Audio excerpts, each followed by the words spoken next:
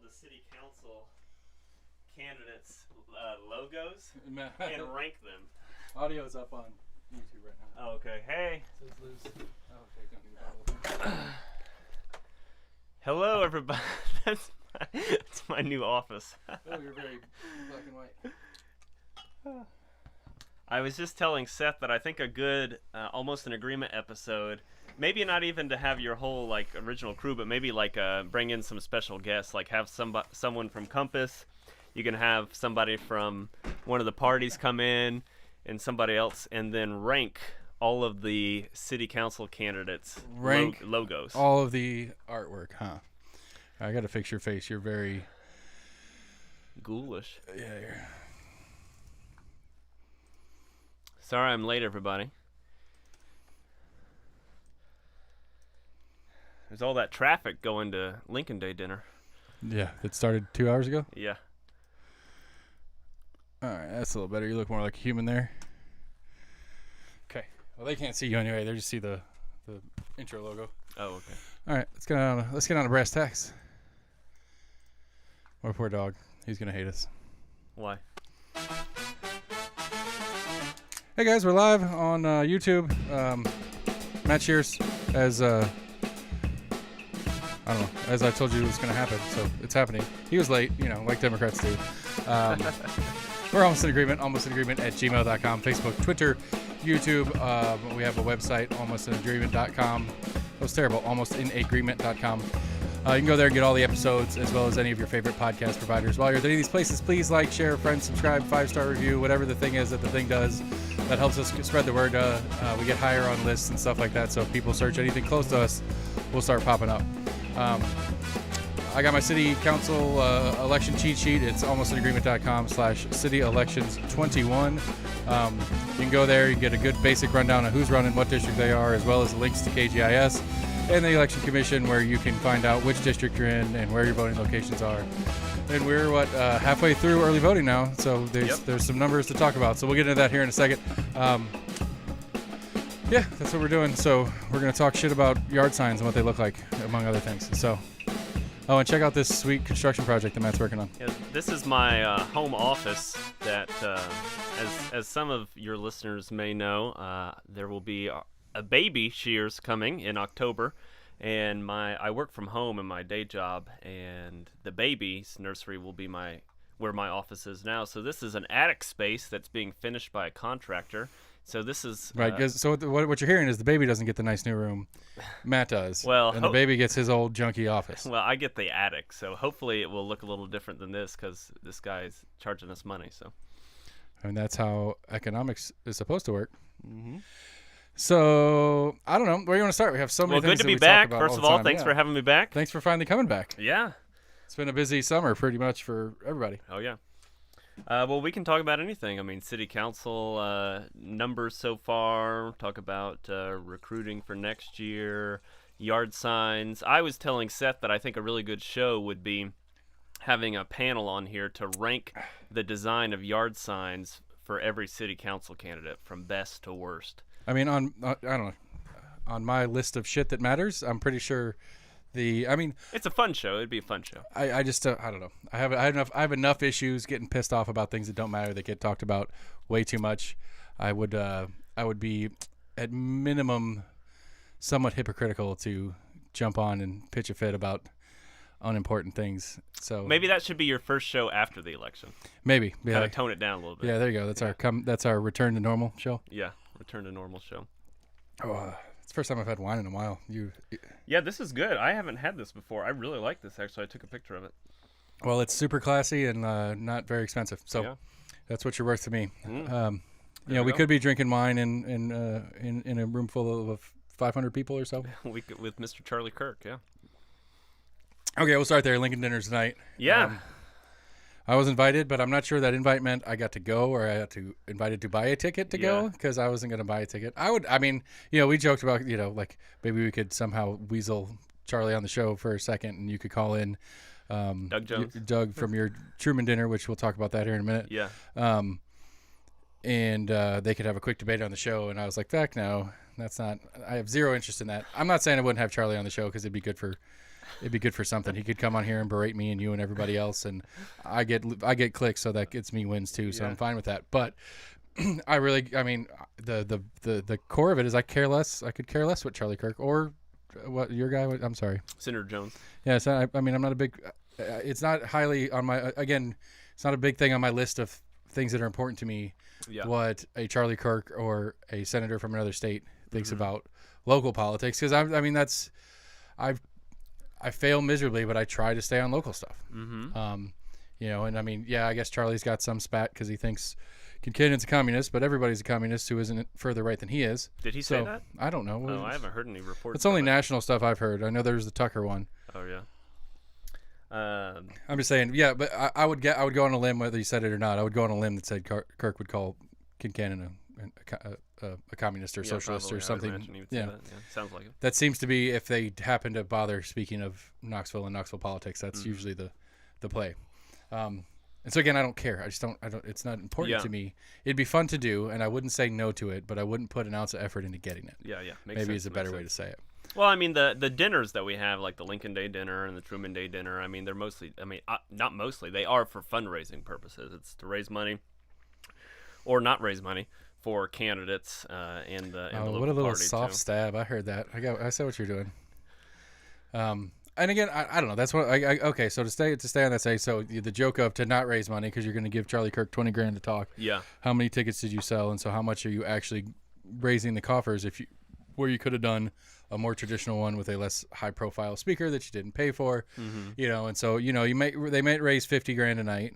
They're not going to raise $50,000 a night. Okay, yeah, go for it. They might raise $50,000 a night, which is going to cost them $20 to do, and plus the other parts and pieces of how much it costs to put this thing on. So they might net a plus 25 out of the day, where a normal year with a smaller person that cost them nothing for the person and just a little bit of setup and stuff, they might have been plus 20 on that anyway. You know, again, in my ridiculous numbers that I have no fucking clue what they are, it's a win to me. And I don't know. I don't know what their years in the past are. I don't know how much they normally raise at one of these kind of things. Yeah. So to say, I guess the theme of the show for me tonight is I don't care. I'm not a Republican. I don't care if they waste Republican donations. Yeah. I find it more interesting that you care what they do with Republicans' donations. Yeah, I mean, well, it affects what we do with our donations. I mean, if they raise money and invest it in this race, then we have to raise money and invest it in that race. I mean, there's only a limited amount of resources in a number of different races that you run. And money is, unfortunately, one of the drivers within campaigns, for better or for worse. I tend to think for worse. But that's something else, actually, that we could talk about is local fundraising for local offices. I think is really getting outrageous. Devin, what's the guy's name? Devin Driscoll. Has he been on the show yet? You know what I'm talking about? I do not know who you're talking about. He's running at large. He raised like $50,000 in the last 6 months for a county commission seat, which is way more money than you need to run for county commission. And I think Larson J has raised over $100,000 or something like that. It's one of the things that troubles me, both on a macro and micro level of politics, nationally and locally, is that it's just flat out getting more and more expensive to run for office. Like, look at how much people spend. Every presidential election is the most expensive presidential election we've ever had. And now, it used to be you could run for Senate for like $1 million. Not anymore. I mean, some of these Senate folks are pulling in $100 million for a Senate seat. I mean, it begs the question, you know, does the $100 million win you a race? Like it can. Like yeah. if Bradshaw had pulled $150 million, was she going to win? She definitely would have got more than she got. I don't know the statistics. I would venture to bet. I'd say that's my only pushback there is that it's like. Yeah, well, I would venture to bet that the candidate that has the most money wins most of the time, at least on a national level. But on a local level, like people like Courtney raised way less money than Grant, but Courtney won. Right.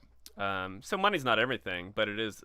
Again, I will wholeheartedly agree that it is quite important and quite useful, and quite whatever. But I just don't know how you'd pull the stats on that would actually make it make sense. Because the assumption would be, maybe this is where I screw up. The assumption would be if you raise more money, you are likely to have more people behind you, which should translate to more votes. And so it's not so much the money; it's that you have more people willing to donate. You have more people. Well, it depends on who's donating. Right. And again, I as I'm saying that, I'm realizing that part of it too, because there's nothing to say that I don't know AOC doesn't come in and start donating to McKinsey campaign down here. I don't know. Just throwing random names out there. It happens. I mean, maybe not that specific one has happened, but I mean, there has been.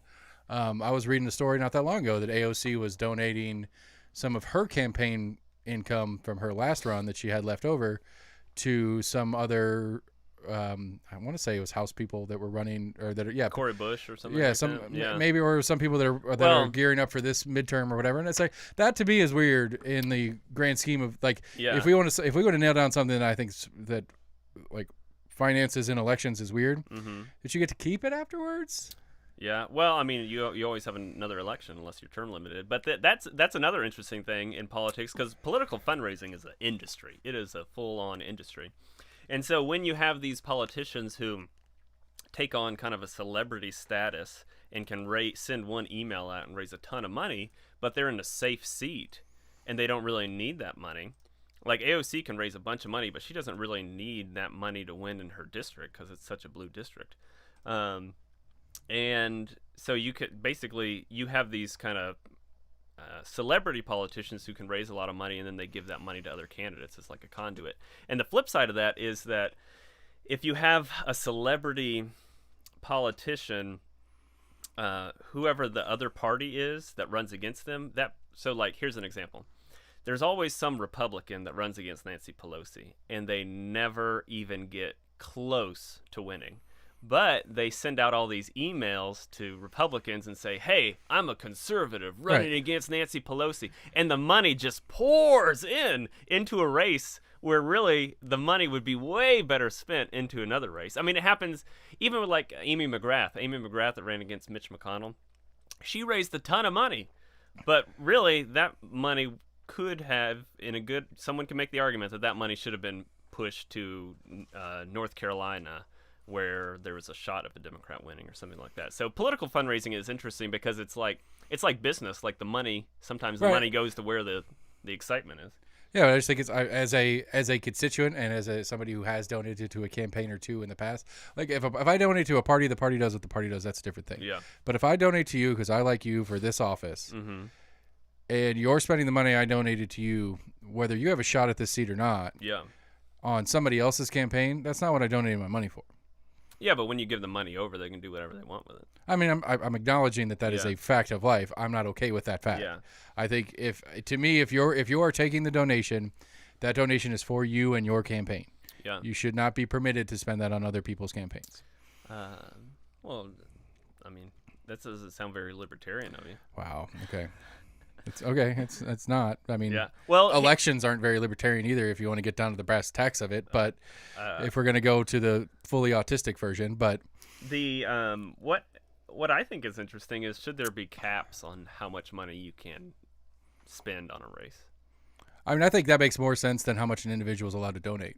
Really? I think having a cap on how much it makes more sense to put the controls on the candidate versus the constituent. And just if we're going to argue that campaign donations are a freedom of speech issue, I don't think I think it makes less sense to muzzle the constituent who's donating than it does the candidate. Yeah, well, I've always thought it's weird that everyone has a limit on how much they can donate to a campaign, except for PACs, but to individual campaigns.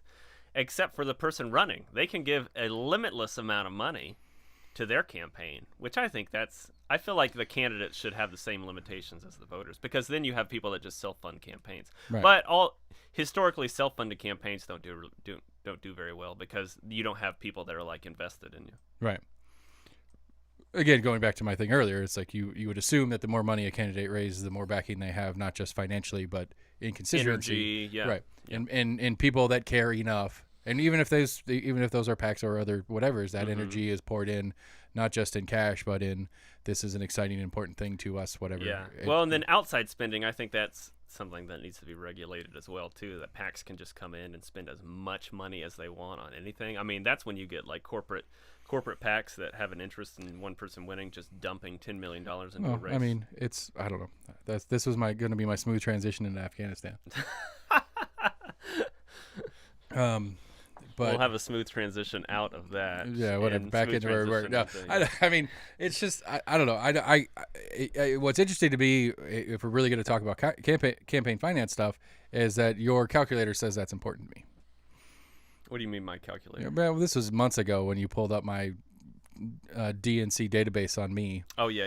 and you're like, you're 20% whatever. Well, it's and not always your, accurate, Your yeah. top 5 issues. You want to know why that was one for you, though? I'm curious. Yeah, Yeah. I'm truly curious why. How, I mean, how it may that have got assigned for changed me. now. I can go and look you up again. It may have changed. I mean, it changes every once in a I'm while. curious. I am quite curious how it would change because since we met, there's been one election, one primary, one public record of my votingness. Yeah, but there's other data that goes into that. I mean, big data like on the internet, all that Oh, yeah, stuff I'm goes sure. into it. Yeah.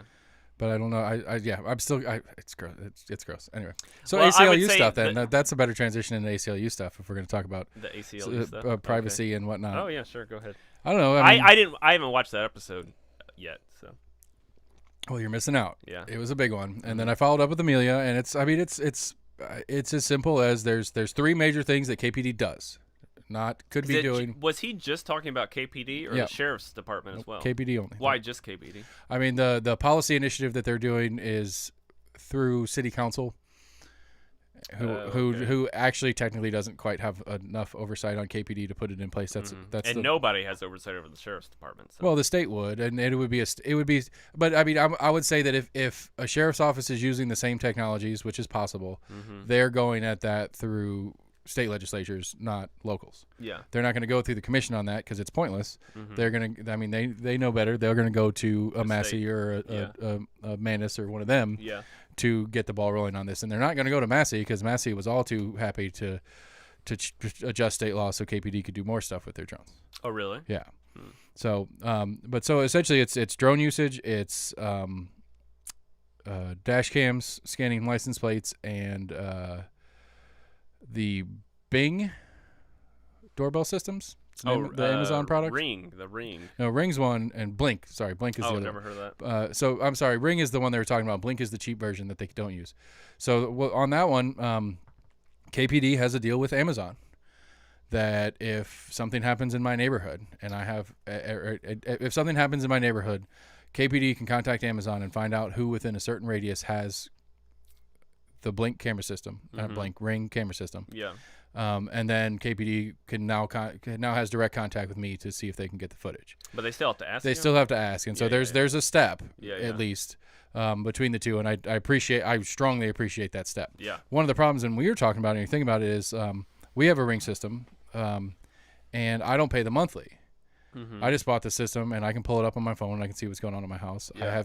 I have a different alarm set, so if I'm out and a door opens that shouldn't be open, it alarms me, and I can pull up my camera. Yeah. But if I want to see something that happened at my door yesterday, I can't go back and look in the past. Doesn't record it. Right, because I don't pay for that part of the service. Yeah. So where's the ownership go? Because I guarantee you Amazon keeps that data. You think they do? Hell yeah, they do. Why wouldn't they? I don't know. I mean, I would assume they do. Maybe I don't. Maybe I could be incorrect on that. But on the assumption that they do, which I'm pretty sure they do, then what happens? KPD knocks on my door, says, "Hey, you guys got that Ring system? Yeah. Can we look at the footage from yesterday at 2:00? There was an incident down the street. We want to see if we can see anything coming and going." It's like, I'd love to let you do so. I'd be happy to, but I don't pay for that. I don't have access to that. Yeah. Is that me giving them permission to then go straight to Amazon and get it straight from Amazon without me? Or even if I say no, I don't have that service or whatever, and even if I did, I wouldn't give it to you. Or if I just kind of give a blank answer, no, I don't have it. Well, since nobody owns it, or rephrase that, since I'm basically admitting that I don't own it, if that footage exists, does Amazon give it to them? I don't know. I mean, I'm guessing they would. Why would they? What's the end for Amazon in this relationship? Like, what's their end of it? Like, that's what the other part I'm curious about. I can't get Bezos on the phone to answer that question for me. I think he's in space. No, he's never got into space. He still hasn't gotten into space. He's gotten into near space. Gotcha. Yeah, I mean, that is interesting. What were the other items specifically about? Like, I mean, the other big the drone usage one. I'm still not. It's still very unclear what they're trying to do with them. Yeah. The main argument for the ACLU is like, if like the sheriff's office has helicopters, I know helicopters flying out. There's no way that helicopter's flying over my head and I don't notice. But the drone. The drone is basically, since they're small and quiet. So the argument is that I have a right to know that the camera system's there. I don't have a right to say you can't have it there, but I have at least enough right to know that I'm being taped in a public area. That one's a little bit, because again, if it's on public land, I get it. Like if we're in Market Square or something, right? If we're in Market Square, or if they're at your house, that's where I never got down that side of the path because I couldn't figure out exactly what. What is like? This is I've never thought about this, and this could be a totally dumb way to think about it. But when you think about like the property that you own, at what level do you own? We did this the go back, vertical if property. If you go back to what I was originally all bent out of shape when I was confused that I thought the sheriff's office was getting drones. I had my lawyer buddy on, and we did a whole episode on Fourth Amendment. And according to him, and my attorney has advised me that to the moon, as high as it goes. Really? Yep. Your property line straight up to Saturn. It keeps going. So really, you could tell them you can't be on my property. Theoretically. If they're over your house. Right. Okay. Like I made a joke on the show. I was like, man, I need to get on FedEx and Air National Guard and Delta for all that rent they owe me for flying over my house. Yeah. Because they do it all the time. In Space Station. Yeah. Yeah. And so I don't know. And I joked with them. I was like, let's do it. Let's file a lawsuit and see what happens. Yeah. The problem is I don't know how I don't know how much it would cost. You could prove it.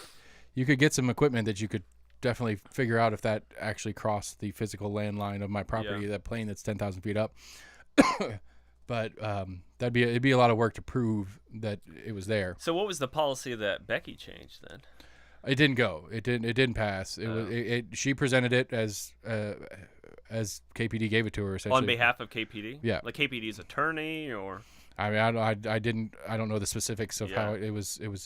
The wording if I recall correctly, the wording was something along the lines of KPD asked for this, and so I presented it. Yeah. And what was the goal of that legislation? It was just expanding the usage, and again, I still didn't quite understand the legalese of it. And then the final thing ACLU was upset about was the dash cams. So all the KPD cars have dash cams in them. Those dash cams have software that reads your license plate, which okay, for surface level, I'm fine with that. So dude's in his cruiser driving around town. Every car that drives by him, it scans that plate real quick. Yeah. The owner of that vehicle or that license plate is registered to a warranted person. Let's go check it out. That license plate is registered to a car that was recently stolen. Let's go check it out. Okay, I'm on board with those. But it doesn't do just that. It takes that and it basically timestamps it and geolocates it. Oh, interesting. All the time, constantly. So like they can constantly scan where. So you drive. So you drove from your house to my house, and if any of those KPD cameras caught you, they have exactly where your vehicle was at this time. Is that by design or is it just by happenstance in how it was created? I don't know, but that's what ACLU is pushing back on is that specific part. The scanning for warrants and stuff like that, running it through a database as far as this vehicle has something that needs to be looked at further. Yeah. That part is not what the ACLU is after. It's essentially, really what they're doing is they are mapping you as you move around town. Yeah. Your phone's doing that too, but that's not an excuse for. Well, the phone's also not the government. Yeah. And which I would assume, AT&T has, and a number of wireless companies have been getting in a little bit of trouble recently for having deals with different government bodies where, like FBI can call AT&T and get your records without a warrant. Well, I remember a couple of years ago, wasn't there a big thing about Apple and the FBI, how the FBI told Apple they need to open up this phone? Yeah, and Apple was like, no. Apple said no, yeah. Yeah. Which I appreciate that out of Apple, but Apple's about to start scanning. Like they put something in their text messaging that's supposed to start scanning for potential child abuse. Interesting. So just me and you texting back and forth on. Well, I have an Apple. I don't know if you do or not, but me texting anybody back and forth. Every transaction that's going through my phone is going to be scanned for anything that Apple thinks might be a child abuse or sex trafficking conversation. So. I don't know. I don't have any intent to make. Those do sound like jokes I would make, and I'd be quite upset if the feds show up and be like, "Well, Apple told us you're a sex offender." It's like, no, I have a really bad humor, but I'm not a sex offender. But and so those are the big ones, and then this the one that the ACLU wants to cut off before it starts is the body cam facial recognition, which would be the same thing as the license plate except your face. They're racist. I don't understand facial recognition in regards to like, how do they pair someone's face that they have on a camera with a person? They don't necessarily, as far as like They just know that there's the unique pattern that is your face. Yeah. Here, there, and everywhere. They just need one time where it's record with and with they your can identity. Scan that on all the other video. Just one time when you go into maybe KPD and sign in for something. Yeah. And then now they have your face with who you are, and then it assigns your data with it, but nonetheless they just have your face here. So here. what's the policy goal that ACLU is trying to do then? They're trying to work through city council to limit those items. The policy goal is to have anything that would be dubbed surveillance technology that is in practice and use by KPD to be approved by council. So that if they want to do said thing, if they want to add it to, it has to be approved. Right, if they want to add it to the arsenal. It's not a funding approval or anything like that. It's just a use approval. Yeah. And they want that use approval to go through city council. And so Amelia started working on the paperwork, shared it with the mayor's office because she's like, I could just drop it in the agenda and we could go. But usually on these things we kind of push it out and move it around a little bit, and get a feel for where the community stands on it, where some of the other offices stand on it before we put it in an agenda item.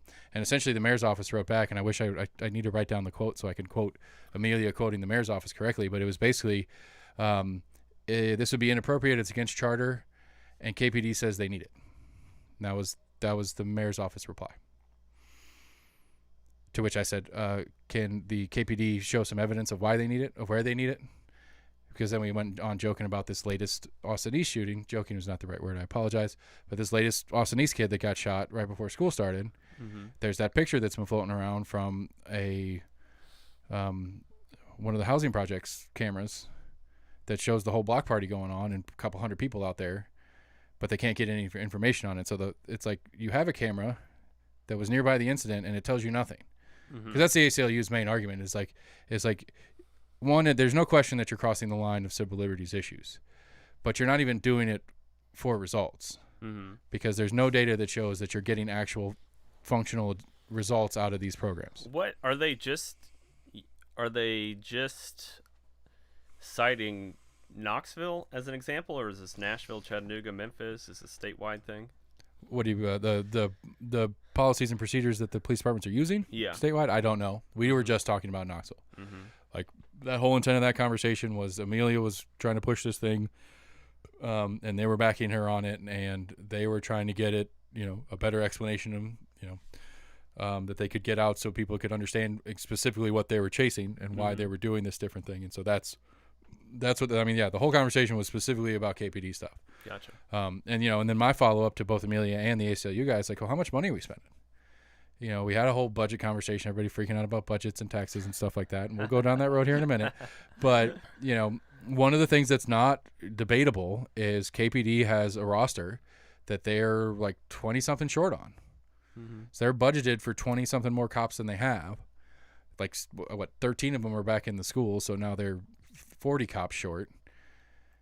But they want to be funded past that. They need more. They not only do they need to catch up to where they want to be, they want to be like 25 past that. So to Chief Thomas and them, they're 75 people short, but they're 25 people short in budget. It's like, well, how much of your budget are you spending on this stuff that you could be spending on staffing? Yeah, well, I think part of that is recruiting, not necessarily it's a money thing. It's a how much they're paying them thing. That's what the argument's been, is that we don't pay them enough. At least the brag was that we do a really good job of training, and so they get offered more and go elsewhere. They train through our system, and then they go off and do other municipalities that are paying more, or are paying the same and are less work. Yeah. And so, I don't know what the solution on that one is, particularly because we can't decide whether we need that many cops or not anyway. But just to me, it's one of those things that's like, well, we're going to have a budget conversation, but we have this thing that's going on that I think is a real problem that most people don't pay attention to, or the people that hear about it go, well, I'm not doing anything wrong, so what's it matter? It's like, well, it's none of their fucking business. That's why it matters. So fine, if you're not doing anything wrong, so what's it matter? Well, it's spending money that they could be spending on another uniform and another officer to be out there on the street doing the job instead of this. So that's my take on it, at least. Yeah. Well, Yeah, I mean, that sounds like it'd be interesting. I'll have to watch the whole episode. That was your show, or at least me knowing about your show was the first that I had heard about that issue, actually. I mean, I yeah, hadn't they heard about it outside of that. Is this like relatively new? The ACLU's initiative, at least? I don't know. Yeah. I mean, I don't know if it's a new thing that they've started working on recently, or that they got connected with Amelia on something, and Amelia wanted to make it an action item, and so like the couple of pieces were in place that they could start moving on it. But I don't know. I mean, that is interesting. Well, I'm interested. And the body cams are racist. I didn't get to finish. I just wanted to finish that point. Okay. There's I think it was Baltimore. They're apparently the body cam facial recognition software is terrible at non-white people.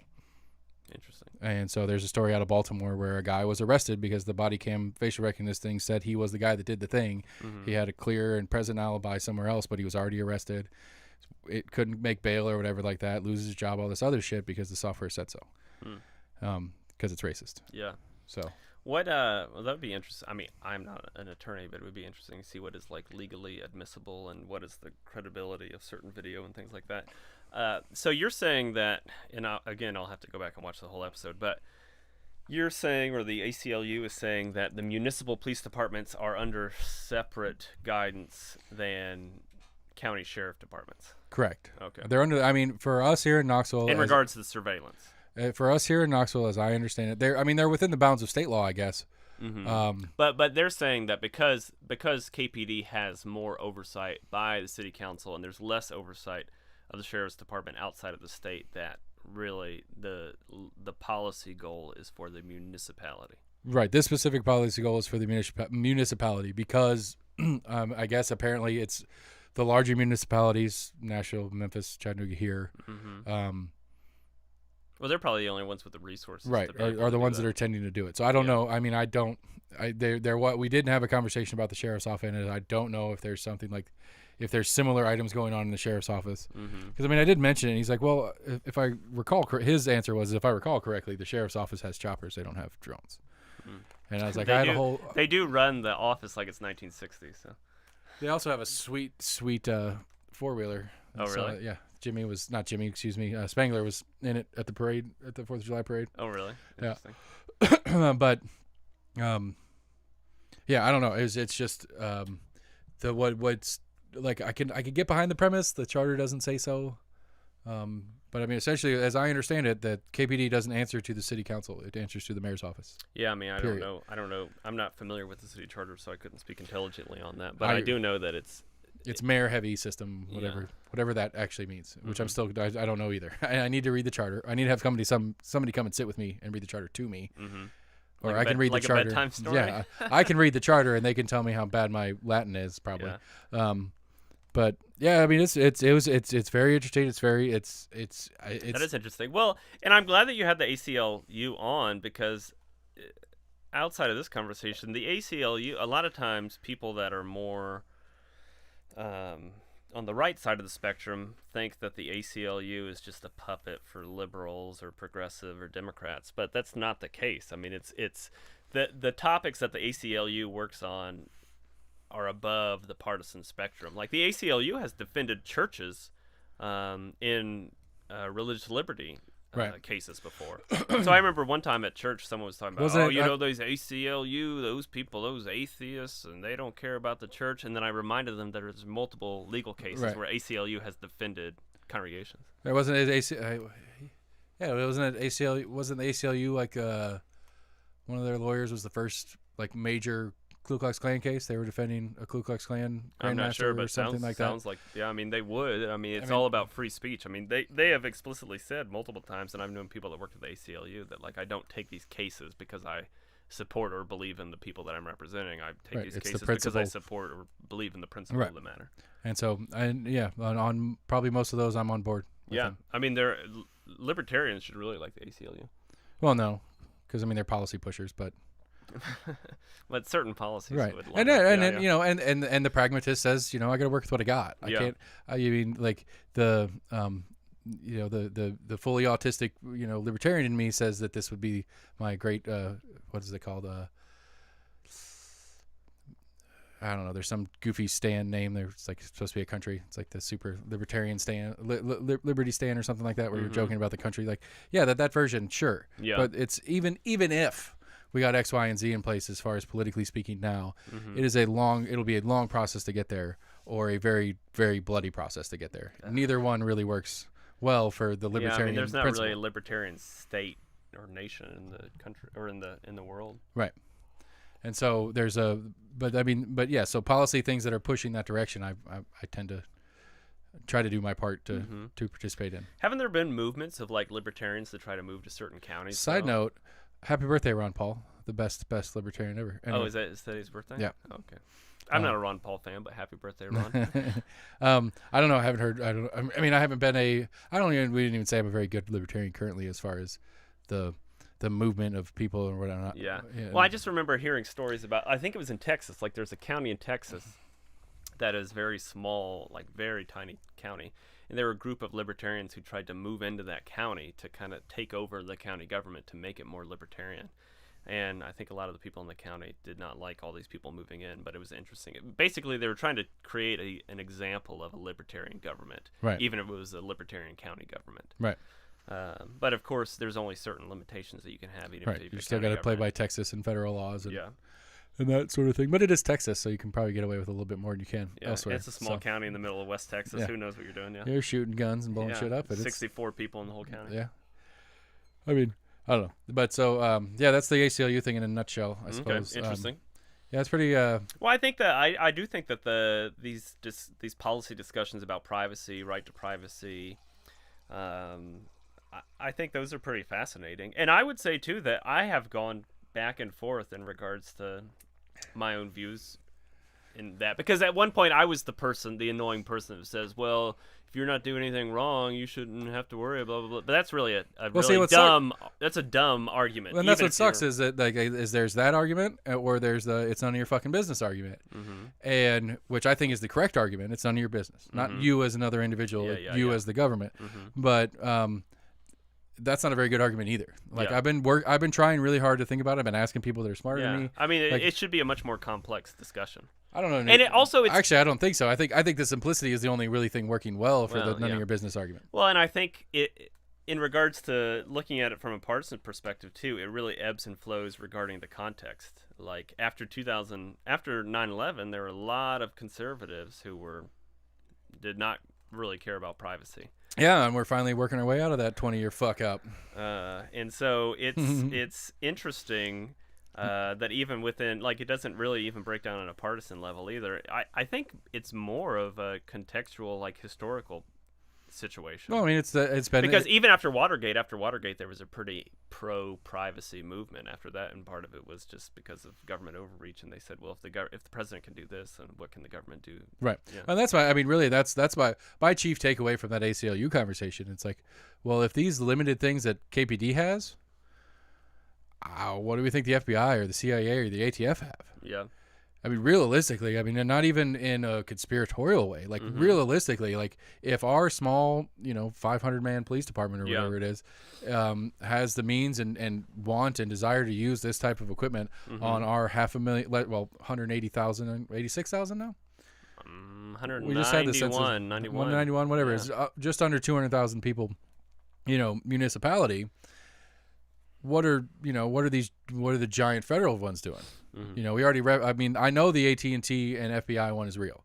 I know that that they have an arrangement where if FBI wants to start looking into me, they can just call AT&T and get my phone records. They don't have to. There's no warrant issues. They have an agreement with AT&T, and AT&T hands them over. They're not required to wait for a warrant. Yeah. So you just take them. I don't know anything about that, but I would say that I read an article the other day in the Washington Post, I think, and it was talking about the speed of policy. Like our system of government kind of slows down policy. Right. Policy is not it doesn't. You can't create policy super quick. But I was talking about policy regarding technology, and we have a system that creates policy slowly. Right. And we have a developed society that is creating technology exponentially. Right. And the policy cannot keep up with the technology, and increasingly more so. Like by the time you have policy about this, then there's a new technology around that, and it was specifically talking about like cryptocurrency too. That like the federal government really had to catch up with policy on cryptocurrency, and we really don't still have any real policy about cryptocurrency. When the infrastructure bill goes through, there is. Yeah, and that's what it was talking about specifically. Which I hate for two reasons, but yeah, whatever. So we come to my home and talk like that to me, Jesus. but anyway, I thought that was pretty interesting to think that we do have a system of government that's designed intentionally to be slow. It's designed because it's not supposed to be reactionary. You're not supposed to be creating this, creating that. But when you pair that with a society that is rapidly technologically advancing, I think it'll create some pretty interesting situations going forward. I mean, on the Bitcoin one specifically, why does the government care about regulation of Bitcoin? Taxes. Yeah. Yeah. And so why do I care that the government cares about regulation of Bitcoin? I don't. It's not for my best interest because they sure as shit aren't doing a good job with my taxes now. Well, anyway. So if I have a way to get around said taxes legally because they're too slow to catch up, I'm okay with that. They're eventually going to create policy. But the surveillance thing, you create a policy about a certain aspect of technology, but by the time you have a policy about that, there's a whole other there are two layers beyond, and it's like, well, that policy doesn't really apply because that was 5 generations ago. Well, and another interesting one is social media. There is very little policy about social media, and social media basically has become the public square. I think it's a very fun, interesting conversation to have that I've had too many times. Okay. I mean, really, it is like I don't. And Silicon Valley, I would say, has been resistant to any sort of policy. Sure. But and when it comes down to brass tacks and policy starts getting really talked about, they'll fold a little bit here and there, and they'll give what's being asked of them voluntarily to avoid policy. Yeah, but then it's scary to think that. I mean, I know libertarians, people like you, don't like the government telling or controlling lots of different things. But then what happens when you cede that amount of influence from the government to like Mark Zuckerberg and Facebook? I don't like the idea of ceding this large influence. I agree. I mean, we've ceded public health to Bill Gates, and we've ceded American agriculture to Bill Gates at this point. Do you know that? Did you hear that factoid? That's a real factoid. I don't know what you're talking about. Bill Gates, either directly or indirectly through companies he owns more farmland than anybody else in the country. I didn't know that. Yeah, and I believe it's by a plurality. He owns more farmland than the other farmland combined. Really? Yeah, it's a lot of farmland. Where is this at? I don't know. I have to look it up again. It's been a while. Yeah, he's just been buying farmland for the last whatever. But anyway, I agree. It is a weird spot. And I mean, I don't always agree, but I totally understand with my libertarian friends who don't want the government to have all this influence. But what makes me nervous is when that influence is ceded to private companies like Facebook, like social media, and they have their own detriments. The real problem is that we're in a weird middle ground currently where Facebook and Twitter are kind of playing along with what they have to not get. And so we have this like... Yeah, well, I think Twitter does a much better job than Facebook. Facebook is like, whatever. I mean, I don't know about whatever. I mean, everything's got a damn COVID-19 fact check to it. Everything. Like there's one that, and it was, I mean, and the guy that wrote it was pitching a fit. It was like something about like some little Cambodian kid wanted a Nintendo so bad, so he built one out of like bamboo and shit like that. Yeah. And it went viral. Like it went viral, and whoever the CEO of Nintendo currently is flew all the way to Cambodia, went to the village to hand him to hand him the lawsuit for $9 million for copyright infringement or some shit. Really? And it's a joke. Like the whole thing was a joke, but it got fact checked by Facebook. Oh, really? Yeah. Yeah. And so it's just like, I don't know. Yeah. Well, I mean, I think the COVID stuff is an example, but I also think like global conflicts are an example, like how like misinformation, particularly in places like Indonesia, Yemen. Yeah, there's certain areas. Like the whole like Saudis with our stuff killing a bunch of Yemenis people. That part of it. I'm just talking. I don't know what you're talking. You go on all these tangents. That's what I do. But anyway, it's very easy to spread misinformation on social media.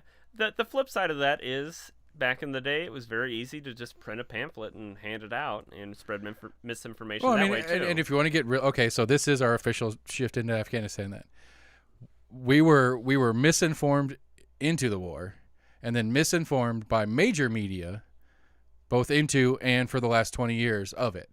We've been lied to by all 5 presidents in the time period, all 5 chiefs of staff, all 5, like anybody that had any of the top brass in it, including all the generals, and our major media went along and sold it the whole time, continuously, and they continue to do it today. Right now, today, how many stories are out today about how terrible it is and how horrible and what these awful things. Too many negative stories. They're awful things that are going to happen to these translators that helped us out, these women and girls that are stuck there now, that we screwed up so bad for giving them hope for a future in their lives, and now we're leaving and we just threw that hope in their face. And it's like, one, the really easy one is this terrible women and girls thing that we're all concerned about has been happening in countries all over the world for the last 1,000 years.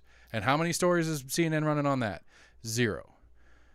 But now, because we're leaving a war, it's all of a sudden important. So, okay. Well, no, in that regard, Joe Biden spoke to that the other day in his speech. He talked about how it is atrocious how the Taliban treats women, and we need to do whatever we can to fix that situation. But that, like you said, that happens all over the world, and it can't be the job of the U.S. military to stop that. That's not the U.S. military job. All of those things are terrible, and we should do whatever we can outside of military violence to stop those things. But it cannot, in a society, in a global system, it cannot be the U.S. military's job to do that. Right, and it's a perfectly good parallel. It's a perfectly good parallel to what you were talking about with Facebook and Zuckerberg and this town square thing earlier. It's like how we as a country are semi-forced to entrust Zuckerberg in mediating our town square. Mm-hmm. Well, the rest of the world is forced to accept us as the mediator of what is right and proper and good and how things are supposed to work, and we're going to do it at the end from the end of a gun. That's what the expectation is now being set forth by the media is my point here, is that I agree, and again, I'm not pro rape and murder here. That's not at all what I'm trying to sell. But it's like this stuff has been happening in Afghanistan while we've been there, the whole time we've been there, but the media doesn't cover it. Mm-hmm. And it's like, well, why now? Why now do we all of a sudden care about these things? Because as I joked about you in the messaging, it's like, watch NBC Nightly News, the 7:30 show or 6:30 show on NBC. Watch it.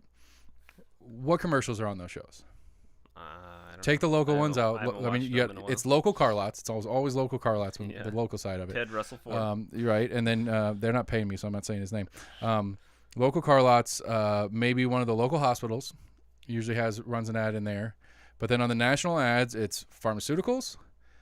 It's Boeing randomly. Those are the ones that kill me out. Like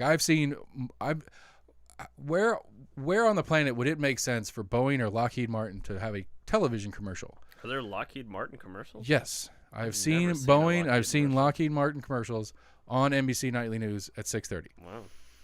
Why is Lockheed Martin? Come on. Do I have to say it for you? Come on. Say it out loud. You know exactly where this is going. Politicians are not watching NBC Nightly News every night. No, they're not. Because Lockheed Martin's not trying to sell the viewers airplanes. Mm-hmm.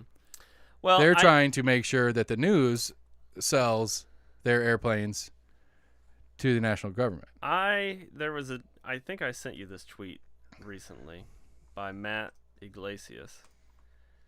I'm trying to go high tech here. Okay. This one? Yeah, that one. I think that I clicked it twice. There we go. I'm trying to remember, you told me some stuff was for my eyes only, so I don't want to be. Yeah, right here. All right, I don't know how well. No, not that one. The other one. Hit the back button. Oh, that's your thing. There we go. That one. All right. Can you pull that up on the screen somehow?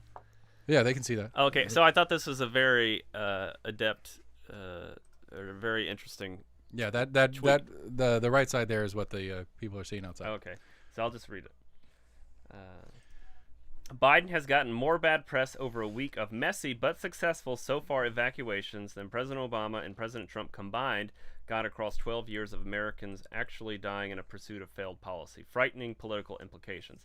The other thing this reminds me of is how 2 of Trump's only good news cycles were airstrikes in Syria, killing Soleimani, with very little bad press when it turned out that neither policy achieved anything. And so I do think that part of it was... Okay. Just for the record, I mean, he's a blue check mark, obviously, but who is Matthew? Matt Iglesias. He's a columnist that I follow. Yeah. Okay. And he's not a partisan Democrat. He's just I mean, he would probably be he would be on the liberal side of the spectrum, but he's not a Democrat.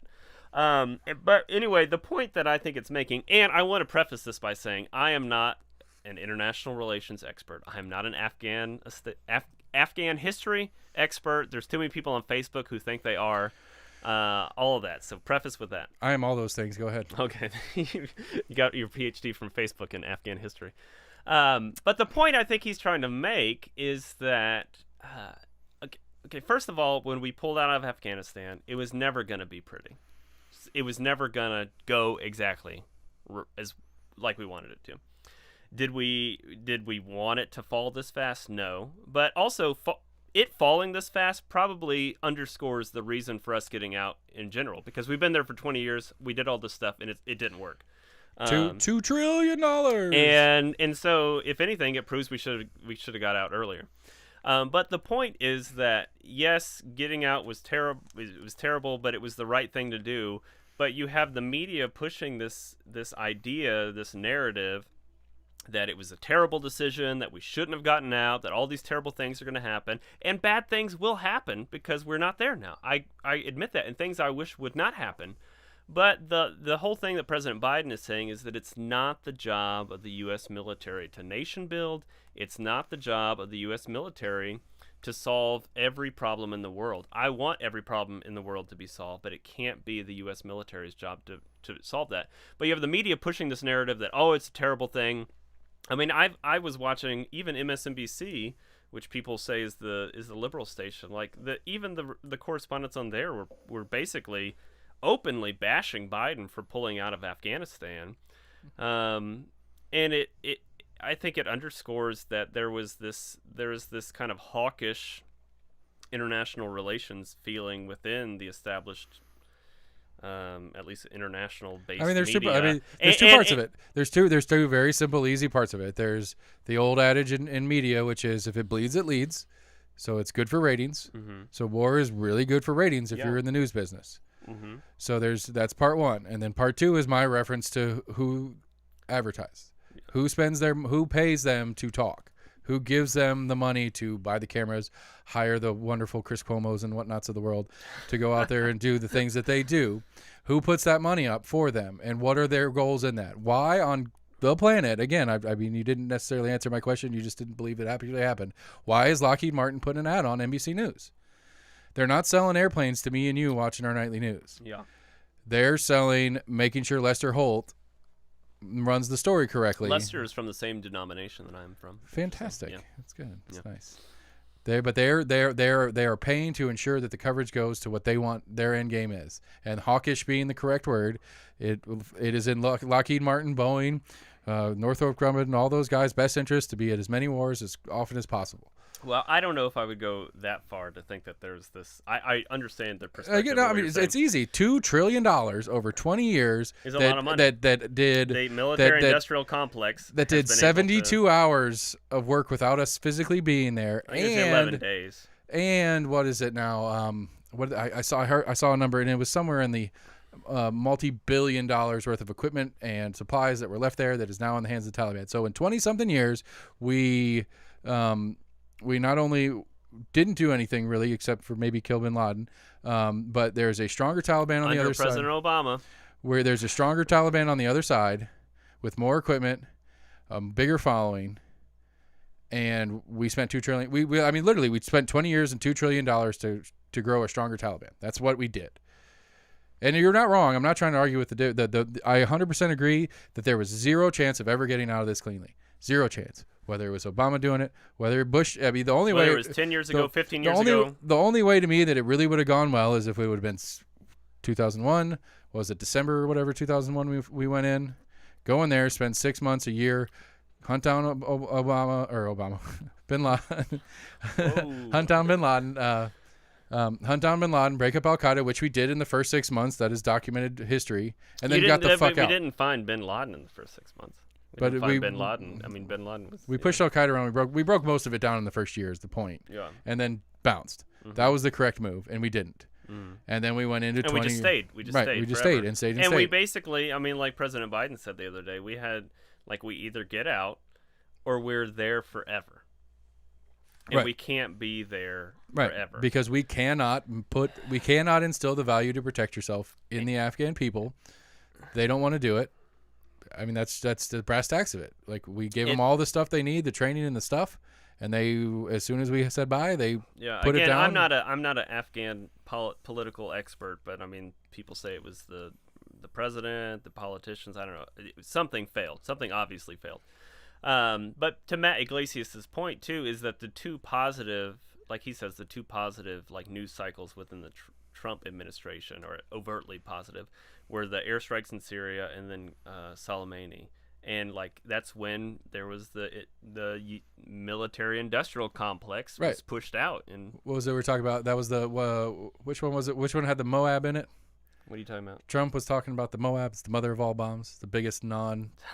Oh, I think that was Syria. It was one of the two. I'm just saying. I remember like there was days and days of talking about the mother of all bombs, the biggest non-nuclear weapon. And his approval ratings went up too. Yeah, I mean, if you want to get down to brass tacks, people, and you want to feel good about yourselves for being American, we have more golds and more total medals than any other country on the planet in the year late Summer Olympics. You know, if that's what it is, if it's selling the patriotism, we're going to do better with the Olympics than we are with another war. But you know, like it's less expensive. Yeah, probably. Slightly. But I mean, again, I don't know. It's just it's to me I'm not disagreeing with you on any of your points at all. Yeah, no, and I understand the point that you're making too. I don't think I would go that far, but I totally understand. I would. I guess I already did, but I just think I think it's more overt than that. And this is another thing that I feel like I'm only 27, so I can't say I've had political beliefs for longer than 10 years, really. But I do think that it is interesting to look at foreign policy in regards to military intervention, and it doesn't really come down on partisan lines. I mean, you have, although I think unfortunately people try and use it as a political football. Like now you see Republicans attacking Biden and blah, blah, blah. Well, Biden wasn't the one who started the negotiations with the Taliban, you idiots. Right. That was your guy. But I mean, in the day and age of politics that we live in now, that is every issue. Yeah, it is every issue. Every Republican that was 100% on board with XYZ because Trump was putting it up is now absolutely against negotiating with the Taliban. Right. So anyway, it's but I don't know what I mean. Public opinion has historically been for getting out of Afghanistan, right. And see that's the thing too, is that Joe Biden did something that is popular with the vast majority of citizens, but it seems like it's unpopular with the vast majority of the established media. That they say no, we need to be interventionists. Well, I mean, I think it's a little bit beyond that. I'm not gonna. Oh yeah, I mean, I'm not just saying it's that. I mean, there are people, the politicians, who think that we should intervene in every single aspect of. Well, the politicians who. Yeah, sure. We'll leave it at that. I don't want to go down that. But what Joe Biden did is a very popular thing with the American public. Right. And I wanted to go on a whole big diatribe and make you admit that Trump had a good part of making this happen, but it's not worth doing, so I don't care that much. I do think I think it became. He wanted to get out last December. Right, and I think Trump made it. I think Trump clarified the popularity of the issue to the people of you and I, just regular citizens, whether you hated. I guarantee you, a year and a half ago, you could find somebody that hated Trump 100% with their entire core. Everything Trump did was the worst thing ever. Trump wants to get us out of this war in Afghanistan. I'm okay with that. Yeah. I hate Trump to the core of my bone, but I agree with that one. Mm-hmm. Like that was one issue that no matter how bad you hated Trump, most people are on board with. It's vastly popular with the American public. Right, and every poll shows it. And I think what Trump did in it specifically that made it more likely to happen, which he didn't do it himself, and that goes against him for that. But at the end of the day, he made it popular. He made it clear that the right was on board with that popular notion as well. Yeah, because historically the right wasn't on board. Exactly, that's what I'm saying. I think Trump starting this conversation, Trump putting it, because the previous Republican president was the one who started the war. Right. Yeah. And that wonderful Spider-Man photo. It's a pretty good Spider-Man. If you guys haven't seen it, it's in here somewhere. Hold on. No, wrong way. Oh, that's not public. No, we can show those. Do. There he is. Yeah. You know, I mean, and the only thing about that one that I push back on is, yes, I 100% agree. The tagline on the version that I saw before you sent it to me was, "I'm just an old man over here painting my pictures. Like I had nothing to do with this." but everybody else in the picture, including him, didn't stop it. Didn't stop it when it should have. Biden stopped it? Didn't now, but he didn't. Whatever. You get what I'm saying. It didn't stop until now. So fine, take Biden out. Trump and Obama. So it's not a left-right issue is my point. It's not. Yeah. Well, and I think what's interesting, too, because I was talking to a veteran of the war in Afghanistan the other day, and we were talking about how up until this point, like this last week and a half, most people had forgotten that we were at war. Yeah, sure. They didn't. They were like, "Oh yeah, that's happening." I mean, we've been at war for 20 years, but the American public. And let's hold on, time out. Let's be clear here. We're not at war right now either. We still have plenty of military action going on. Well, I'm talking about an official war, right. Afghanistan war, and Iraq war, which is technically over. Yeah, but like when you think about World War I, the American public knew that the war was going on. World War II, the American public knew the war was going on. Korean War, and then Vietnam War, Persian Gulf War, the American public knew the war was going on. But with the Iraq War and the war in Afghanistan, it was so long that people forgot that we were a nation at war. And what this veteran was talking about is that he said that part of the reason that he felt like it had gone on for so long, is because the Congress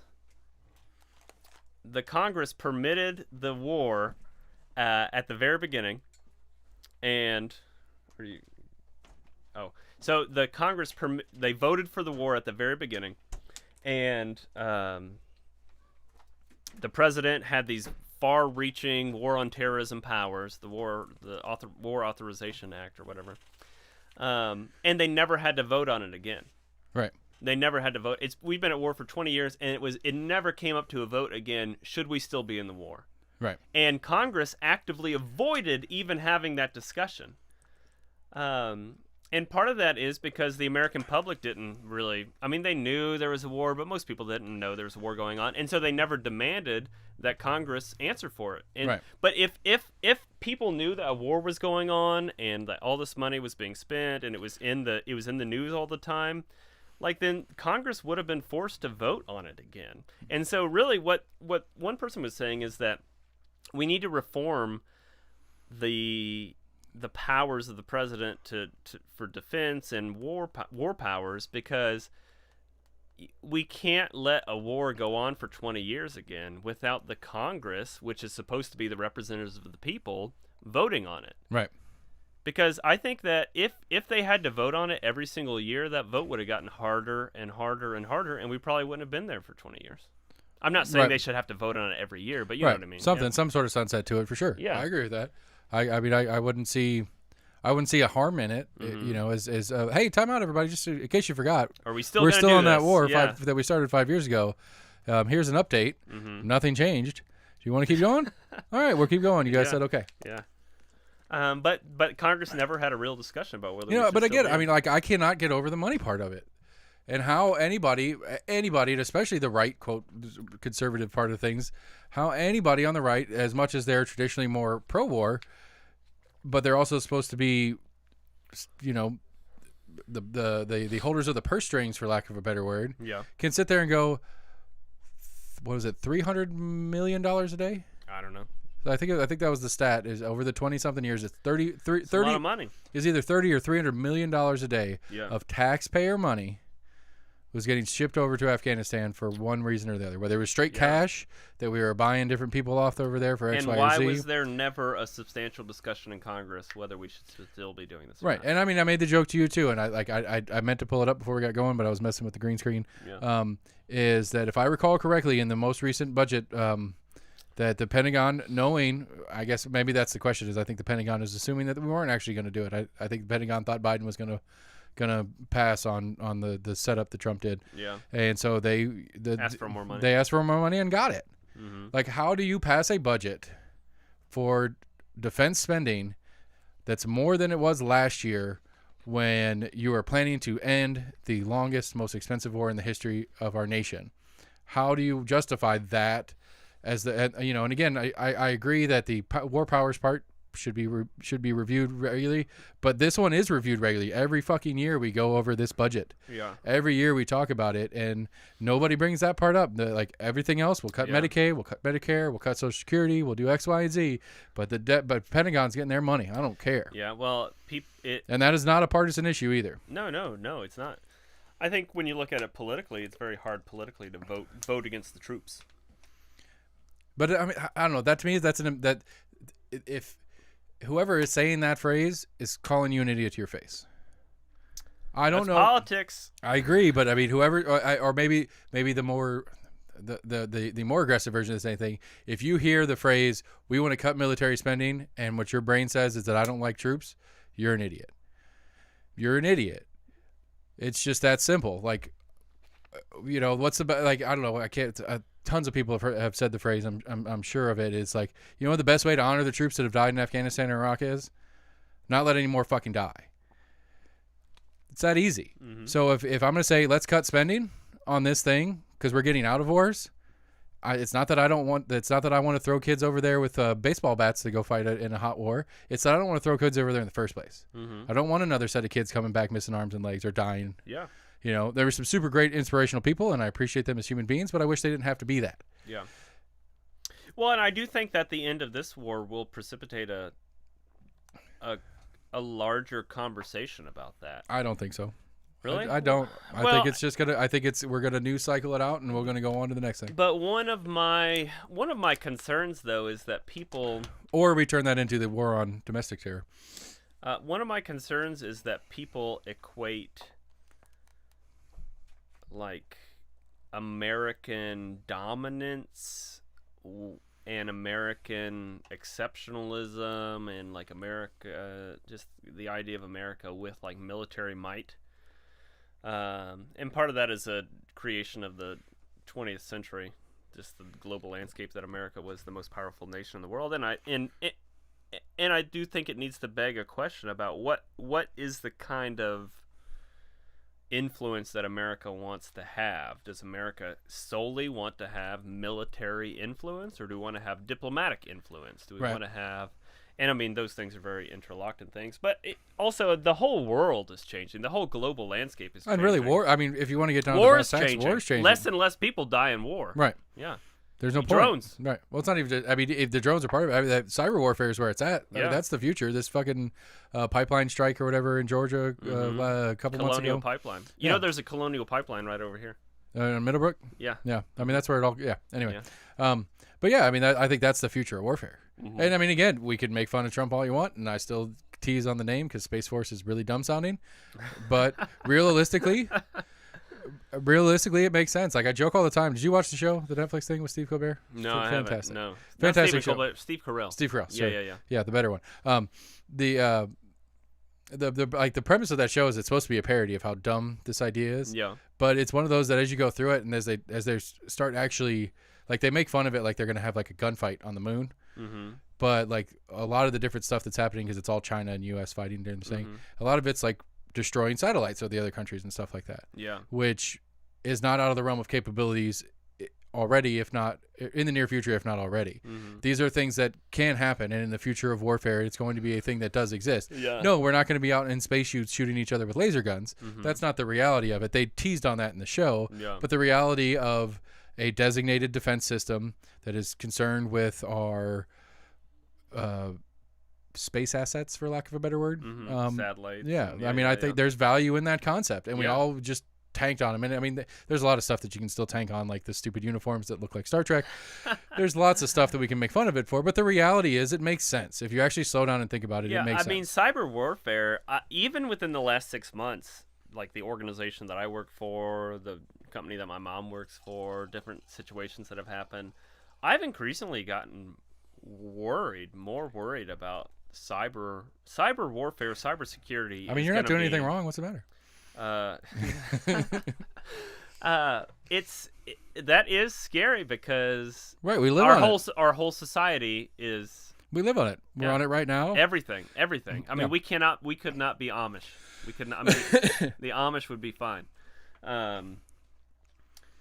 And there's no way to escape the interconnectedness of the Right. world. I mean, think about and it gets more and more dangerous every day. Right. I mean, think about it like that Evergreen or boat that got stuck in the Suez or whatever. Oh yeah. You know, like that whole thing. Like that was a general it may have been. It was an accident on some level, whether it was like incompetence or the weather or whatever it was. It was an accident. But the amount of damage that did to the global economy, in and of itself, and stuff you couldn't get, and right now, I don't know. Somebody hacks the levees. Somebody hacks the this, that, and the other. Like you go down to Panama and you can't get through the locks. Yeah. You know, because it's hackable. You don't need to go send troops there, where it's obvious that. Where are you going to send troops? Who are you going to send them to? Well, that's what I'm saying. Like, you know, if I go, you know, like if I'm, let's say it's like India who wants to disrupt global trade because they're getting fucked on some of these international issues and blah, blah, blah, blah, and they're mad about it. They're going to send a bunch of troops into the Suez Canal to block the Suez Canal to prove a point. Yeah, but then we all know it's you. It's clear as day. Yeah. There's no question. Where you can cyber do it, and there's at least a gap before India did this thing. Let's go attack. Let's go fight back with India. And how do we fight back with India? We probably fight back in cyber. We don't fight on the ground with bodies. That's and again, you know, it goes back to that. I'm good with spending trillions of dollars on national defense if it's functional national defense. Cybersecurity. We don't need another multi-billion-dollar warship. I mean, ones that like realistically, like I don't know. Jets. Right. I don't know. I'm not you know, as you've said, you're not a Middle Eastern historian. I did take a college of Middle Eastern history in college. I'm not a military historian myself, but over time, war changes. It always has. It always will. And we have the most badass version of the equipment needed to run war as we know it. Yeah. Up to the 80s. Yeah. And we continue to expand on that 80s version. And I don't think we're in the 80s age of war anymore. No. I mean, you don't have ground troops facing ground troops is not. Right. That doesn't really happen. I don't think we'll ever have a uniformed war again where you have guys in blue suits and guys in gray suits lining up and shooting each other. And what's I didn't mean to make that a Civil War reference, but it worked. Yeah. And what's interesting is that when, like, a couple years ago, I got really into the World War I. But I got into it because it was this question of technology and warfare, because they were basically, you had generals that were stuck in an age of war that was 30 years prior. Like, they had cavalry. They were like, oh, send in the cavalry. Right. Well, then they had machine guns. They just mow them down. But the generals were like, what do we do now, General? And they're like, send in some more cavalry. So they send in more cavalry, and they get mowed down again. Right. What are we like? What? Yeah. So the current version. So some Nimitz class submarine that's got warheads on it. Yeah. That's floating around the Pacific. Well, you know, we just got a cyber attack for a pipeline in Georgia. Yeah.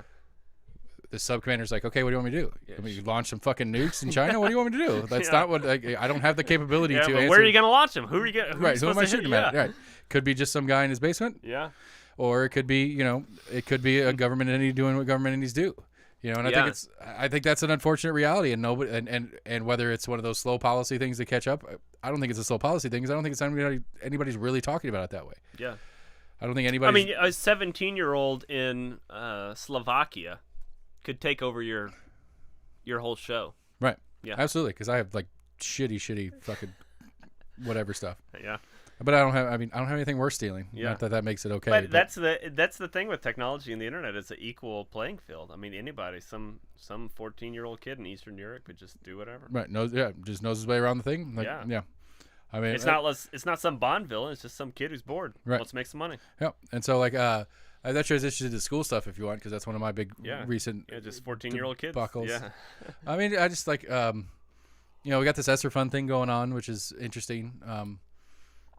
Yeah, that is interesting. We had another mask argument. I don't care about it. I don't want to do it again. We've had it. Nobody's changing it. Yeah, all right. Well, on that. No, let's not talk about it. Not on the mask thing. I'm particularly upset with Governor Lee's executive order. Okay, why is that? I think it's 100% inappropriate.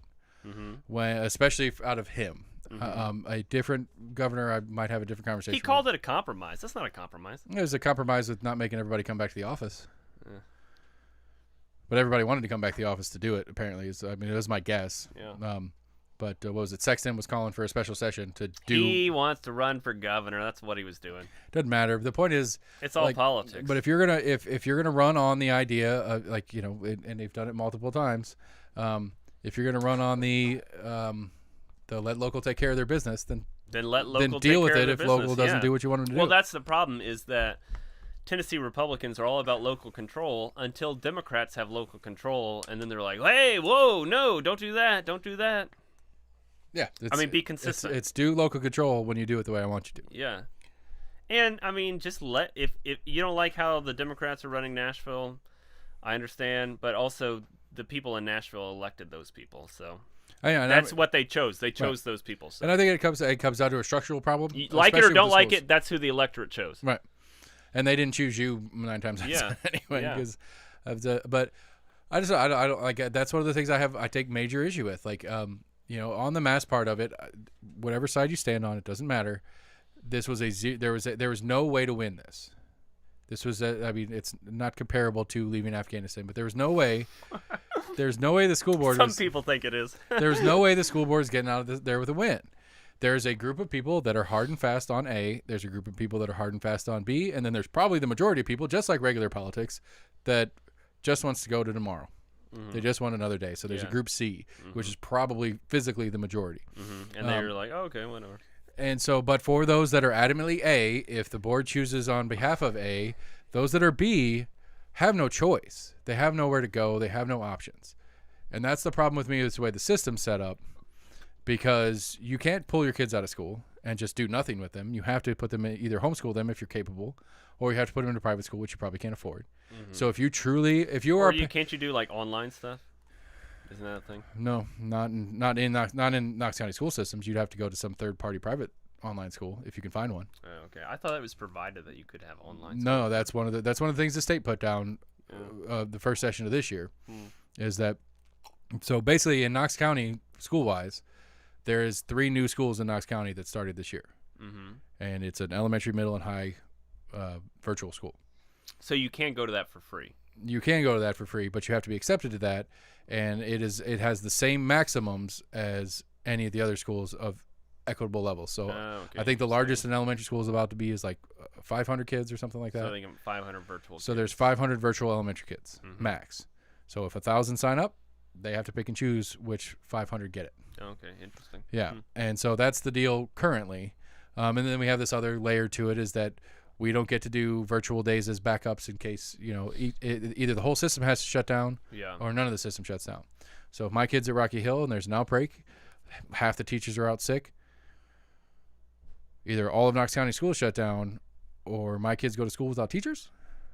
Yeah, I don't know. That's the situation we have. That's what's happening in some counties right now, like Sumner or Davidson County. There's an elementary school that's out all next week because 1/4 of the teachers have COVID or at least some sort of sickness. But I mean that's okay. So to be fair, in normal years, in normal history before COVID, if that had happened with a flu outbreak in a particular school, they shut it down. Oh, what do they do? No, there was special COVID. My understanding of it is during COVID, there was special where a school could shut down. The standard rule over time is that either the whole system, the whole county schools, has to shut down, or none of them. Because they used to have like flu days, right? Like, hey, a bunch of people got the flu. Right, but it's countywide. Yeah, it's not an individual Are they going to do school. flu days this year, but not COVID days? That would be. They can do COVID days if they want. It's just they only get 10 total, whatever it is: snow, flu, boredom, whatever excuse they want to do. But it has to. There's 10 max. And with COVID, it's a 5-day window. So if you're lucky, it's a Thursday, Friday. It's a Wednesday, Thursday, Friday, or a Thursday, Friday. And so you're only you would use those days up pretty quickly. We'll see. Yeah. I mean, this is what is happening. We gotta wait and see. I mean, when did school start in Knox County? We are just finished. Today is the last of week 2. Okay. Are there any schools that have COVID outbreaks right now? Not that I've heard. Okay. They did announce today that Knox County Schools is going to have a dashboard with contact tracing. Oh yeah. Kind of counts. Well, and see, my big thing was, whatever your views are on this or that, I just was frustrated. And I mean, I'm not someone. I don't have kids. I'll have a kid soon. But like their policy was to not have a policy. Just like, hey, we'll just go for it, see what happens. And even if you want to have a super, like, don't have masks, blah, blah, blah, this, that, like, still have some sort of policy about, like, all right, if we reach this threshold, we probably need to shut down or we need to track these things. But, like, their policy was just not to have a policy. And that just seems like bad governance, in my opinion. Even if you want to take a super conservative Well, view see, I'm still of it. trying to figure out, like this is one of those things that on the grand scheme of things that we've talked about every time you're on here, I can't figure out who, where, and why. Like, I don't know how much the school board actually has a hand to play. What's also depressing is the school board has become the most divisive, partisan, dysfunctional governing body in this county. Worse than county commission, worse than Well, because city it's the only council. one that seems to be kind of as close to 50-50 as it can get is blend of philosophies. Yes, I mean, the city's what, 8-1? 8 there's 2 Republicans. People who identify as Republicans. And the commission is the opposite. It's 9-2. 2 Democrats. All right. And so, but the school board seems to be a 4-5 because everything seems to be a 4-5 vote. Well, I mean, Virginia Babb is a Republican, but she votes with people that are not Republicans every once But in a she's while. not a Republican. It's nonpartisan. You're right. And Virginia historically, Babb's my rep, by the way. She was in here last week if you didn't catch the show. Oh, really? Historically, school board has been the most really nonpartisan. Like, and like, I know city council nonpartisan wink, but school board has really been nonpartisan. Like, we have had nothing to do with school board. I don't even know. Okay, so I know one school board member, and it's not because of politics. I mean, the question is, what personally, no. What brings you to the conclusion that it is partisan now? Just because certain issues have become by partisan, I just mean, like, you know how someone's going to vote before the vote happens, and not necessarily like this person's Republican, this person's Democrat, but it's like certain hypercharged issues, you already know how the vote's going to happen. Okay. So that's what I mean by partisan. It's not necessarily like, oh, because a lot of these things aren't necessarily, I mean, they can be Democratic and Republican, but it's more of just like, all right, well, I know how that person's going to vote. And you can have a discussion all day about it, but that person's going to vote this way. Right. All right, I have to think about that because I don't know either. Like, because I've got Owen next week, and I'm trying to figure out who voted for what on the last kind of different stuff. Because like, I don't know. It's not something I've asked yet. Like, Yeah, I haven't and had I somebody don't down, follow. like, I follow the school board way less than I follow the other. Speaking of following stuff, what did you? How did your the baseball stadium workshop go that you went and? It was a snooze fest. It was boring, but it was both. It was interesting. Because it's as well. Thanos. Thanos is boring. It's inevitable. Inevitable. I thought it was. I mean, outside of it just being kind of boring, it was informative. I think that the economic study was pretty interesting. What? Okay, expand. Tell me more. I didn't get to watch it. They hired some outside firm to do an economic study about what would tax revenue look like, what would economic development look like in the area, city, county, and state, how many jobs would it create, and it was really interesting. I would have liked to, I mean, maybe this is just because I like these kind of things, I would have liked to hear about the process behind that, like what. Right, how did you come to? How did you come to those right. things? Not that I think, oh, that's probably not right or that is right. I just am interested. Just curious. What's right, the yeah. model? What's the yeah. model that you use? But that was interesting. I mean, I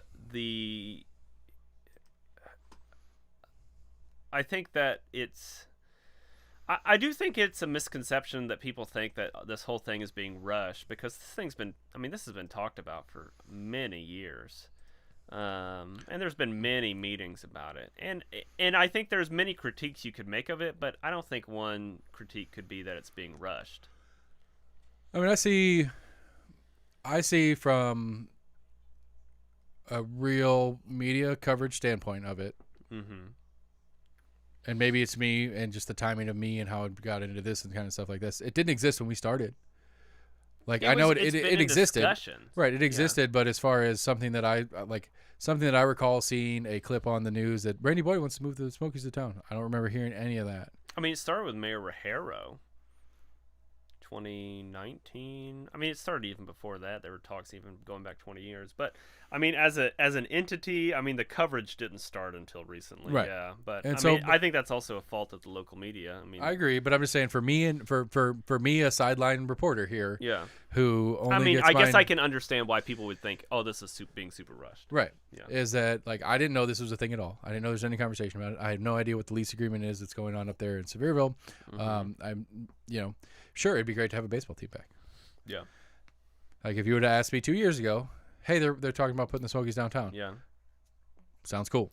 For everyone listening, Seth and I were texting back and forth or Facebook messaging, and he gave this super long, very detailed policy conversation about what. Were you impressed? About all of it, more than I know. And then I said, "What? Look at how much you've learned over the last 2 years." Well, because I mean, it's like you were a policy analyst. It's been one of the bigger kind of things that's been happening since we started the show. But I mean, Yeah. okay, so to break that down for those listening, because I do want to talk about it, it's like one of the things that that WBIR reported on it, because I was reading their story in the hindsight, is that Which I also felt like that. it's $10 million over budget, not budget. It's not a budget. I it was a really guess. felt like that title of the story was misleading, but yeah. But like the original 64 mil they were talking about, they're now talking about 74. But the big switch to me in reading the article is they're talking about putting retail that's in the stadium facing out. So the idea is that the original plan was that the stadium was standalone. They had their own souvenir shop and snacks and stuff like that. And part of the tax game was that the stadium property itself, all of that sales tax revenue was going back in to pay the bond. Mm-hmm. That was the original plan. And then after the state said they're going to kick in that 13.5 mil or whatever, Yeah. that part stayed. But the surrounding area is no longer in the special tax district. It's just the stadium. And so now they're pushing retail into the stadium property, but facing out. So it's normal retail. You can walk up any day of the week, do whatever you want. And there's going to be retail that's in the stadium, but it's facing out, open to the public all the time, which the stadium is supposed to be open to the public all the time anyway, but that's an aside. Mm-hmm. And so what that says to me is that they're trying to put sales tax generating items in the property to help kick back into the bond payment for sales tax revenue. But they're also saying it's going to cost more money to do so. And the liability the city and county are going to have to kick in is going up. And it's like, well, okay, the first two of those things can go together and make perfect sense. Okay, it's going to cost an extra $10 million to add these things to the project. But those things that are added to the project are going to collect sales tax revenue that goes right into the payment. So it shouldn't put our value up. And then the other one is it's still $1 million rent, which is bullshit. Why? What do you mean, why? What do you mean? Well, I mean, a reasonable rent, an actual reasonable rent on a property as such would be $4 million a year. That's what it would cost a normal person to rent that property. Where did you get that number for from? usage? I mean, it's just a 30-year mortgage on 64 million. And so it's higher than the average rent. That's what they were talking about the other night. Whatever. Yeah. I don't care. That doesn't mean shit. Yeah. I mean, I've never tried to rent a minor league baseball stadium before. Then stay in Sevierville where you have a stadium already built and you seat half the people and you get half the turnout and blah blah blah blah blah. Yeah. Who owns that stadium? So the Sevier County, either the city or the county of Sevierville. Interesting. It would be interesting to look at the history. I reached out to Scott at Compass. I was like, hey, just offhand, do you happen to know what they're paying for rent now? But the other part of it too, that specifically is that, as far as I understand, right now we have the soccer team on board. So we have a minor league baseball team. We have a professional class triple F league soccer team, but it's still a professional soccer team that's going to play games there, plus all the other stuff and all the other events they talk about having there. It's worth more than $1 million in rent. I'm not asking the Smokies to pay $4 million. I don't want them to pay the entire rent. I'm okay with them not paying the entire rent. Hell, the state's paying $13.5 million of the project anyway. So if you just take that off the top, that puts it down to $3 million of rent anyway. So I don't know. To me, it at least needs to be, more rent. I just think the rent's not enough. That's my problem with it. Yeah. I mean, that's an interesting point. I don't know enough because about that. again on this new on-site retail that they're talking about. So was that new? I wasn't following it closely. Yeah, it was not part of the old. That was not part of the old plan. So what was going to be in that spot before? I don't know the physical spot of it. It was supposed the stadium was a standalone thing, and all the retail was going into the $140 million. And in the WBR article, they said $100 million project around it, not 140, which was the original. They were originally saying the stadium itself was 64. Boyd and his team was going to put $140 million and stuff around it. You really know a lot about this. I do know this one. I followed it hard. But they're going to put $140 million around it. Okay. And that article that they put out says the gym stadium, development, right? Yeah. Okay. The stadium's now 74, and it's $100 million around it. So the development has gone down? The development around it has gone down, at least according to the WBI article. What was there an explanation for why the? Not in the article, no. But my assumption is that they're going to reduce some of the retail that was going to go around it because they're putting it in the stadium. How can you reduce $40 million of retail for one store though? It's not one store. Well, you said, I mean, how big is this team store? It's not a team. The new retail that's in the stadium is not necessarily a team store. It's general retail. Yeah. It's a strip mall that's in the side of the stadium facing out. Yeah. So it's not like it's a souvenir shop or Yeah. it might be. I don't know enough about it to speak intelligently about that, but it's an interesting point. I mean, I'm apparently I do. You do know enough about it to speak intelligently. And I emailed Mamatoff, and I'm trying to get him and Welch and Caldwell back in, and we're going to do a follow-up on it. It's been a while, and there's some development changes. I legitimately believe, Seth, that you are one of the most knowledgeable, I guarantee engaged citizens in the whole county, non-elected officials that know about this. I would. I mean, I'd you argue correspond with Mark Mamatoff. So. I'd argue that I probably know more than most elected officials on it. That may be true. I mean, it's. I just don't like. Again, I'm not opposed to the premise. I think even with the additions, I don't think that it's a bad plan. They did talk about how Building G, which was the grocery store, is not going to be built immediately, but probably later. Nobody's going to put a grocery store in there. Nobody wants to put a grocery store in there. They've already had the conversation. Why? Why would you put a grocery store in there? There's a ton of people around there that go to it. But they don't grocery shop. I mean, you've got downtown people would go to it. Park Ridge people would go to it. I mean, East Knoxville people would go to it. I think semi-racist statement. As long as they take food stamps, they'll do so. They should do some business. But the reality is that that's not. Those people are there now. The majority, like, this isn't going to be there will be some residential. Well, what about yes. there's going to be a ton of people that move in. There will be some residential down there, yes. But let's go downtown. Where's the grocery store downtown? There's no grocery store downtown. Why not? There's no space for it. Where would you put a grocery store? On their space. Where would you put a grocery store? I mean, it's not going to be a fucking Super Kroger or anything, but this is going to be a nice grocery store. Nice equals big? What? I don't understand. I mean, where are you going to put a grocery store downtown? I mean, you could. I mean, in that Mass General store. Well, there's a Mass General store there. You can't put a grocery store where there's already a store. There wasn't there before. That could have been a grocery store instead of a Mass General. Yeah, well, nobody lived downtown then. The population of downtown, as someone who's been looking at the voting precinct rate, like there's a lot of people who have been voting downtown. There's a lot of people who live downtown. I agree that the population of actual residents in downtown proper Knoxville has grown. They've got to go grocery shop somewhere. I disagree with the premise. I think people that live in that format don't grocery shop as much as the suburbanites. I think a lot of them go and they do. How many families live down there? Mm-hmm. That's a big question. How many have kids? How many go out to eat most nights at a restaurant pre-COVID than actually cook at home? And I think more to the point, I think realistically you would need to. I think downtown would make more sense to have a series of specialty shops as opposed to a single grocery store. I think as someone who lives within 3 minutes of that location, I think it'd be great to have a grocery store. Yeah, but you can go to the Fellini Kroger and do just fine. It'd be great to have another grocery store besides the Fellini Kroger. I mean, but again, like the premise to me is like, okay, so one of the ideas of living downtown is walkability. Anyway, why are we talking about the grocery store? Because you're saying that they're trying to put in this I thing. was just saying that there was some sort of change. They're not putting the grocery store. I just think if I'm a grocery store, I don't see the value in putting it down there. I'm gonna open up a grocery store just to spite you. Do it. Yeah. I'm gonna get a loan. I'll invest. I got some cash for you. I'm gonna go open up I a will grocery invest. store. I will invest. We'll put a vape shop beside of it. Nah, not mine. I'm not putting one down there. I might actually. No, I take that back. I need to reach out and see what some of the retail space is going to cost. Because that's a separate, longer term. So you put a vape shop, but not a grocery store. Sure. Whatever. You're the businessman. So. Walkability. That's part of the idea of downtownism is walkability. Is you can walk and do your things. There would be parking for a grocery store.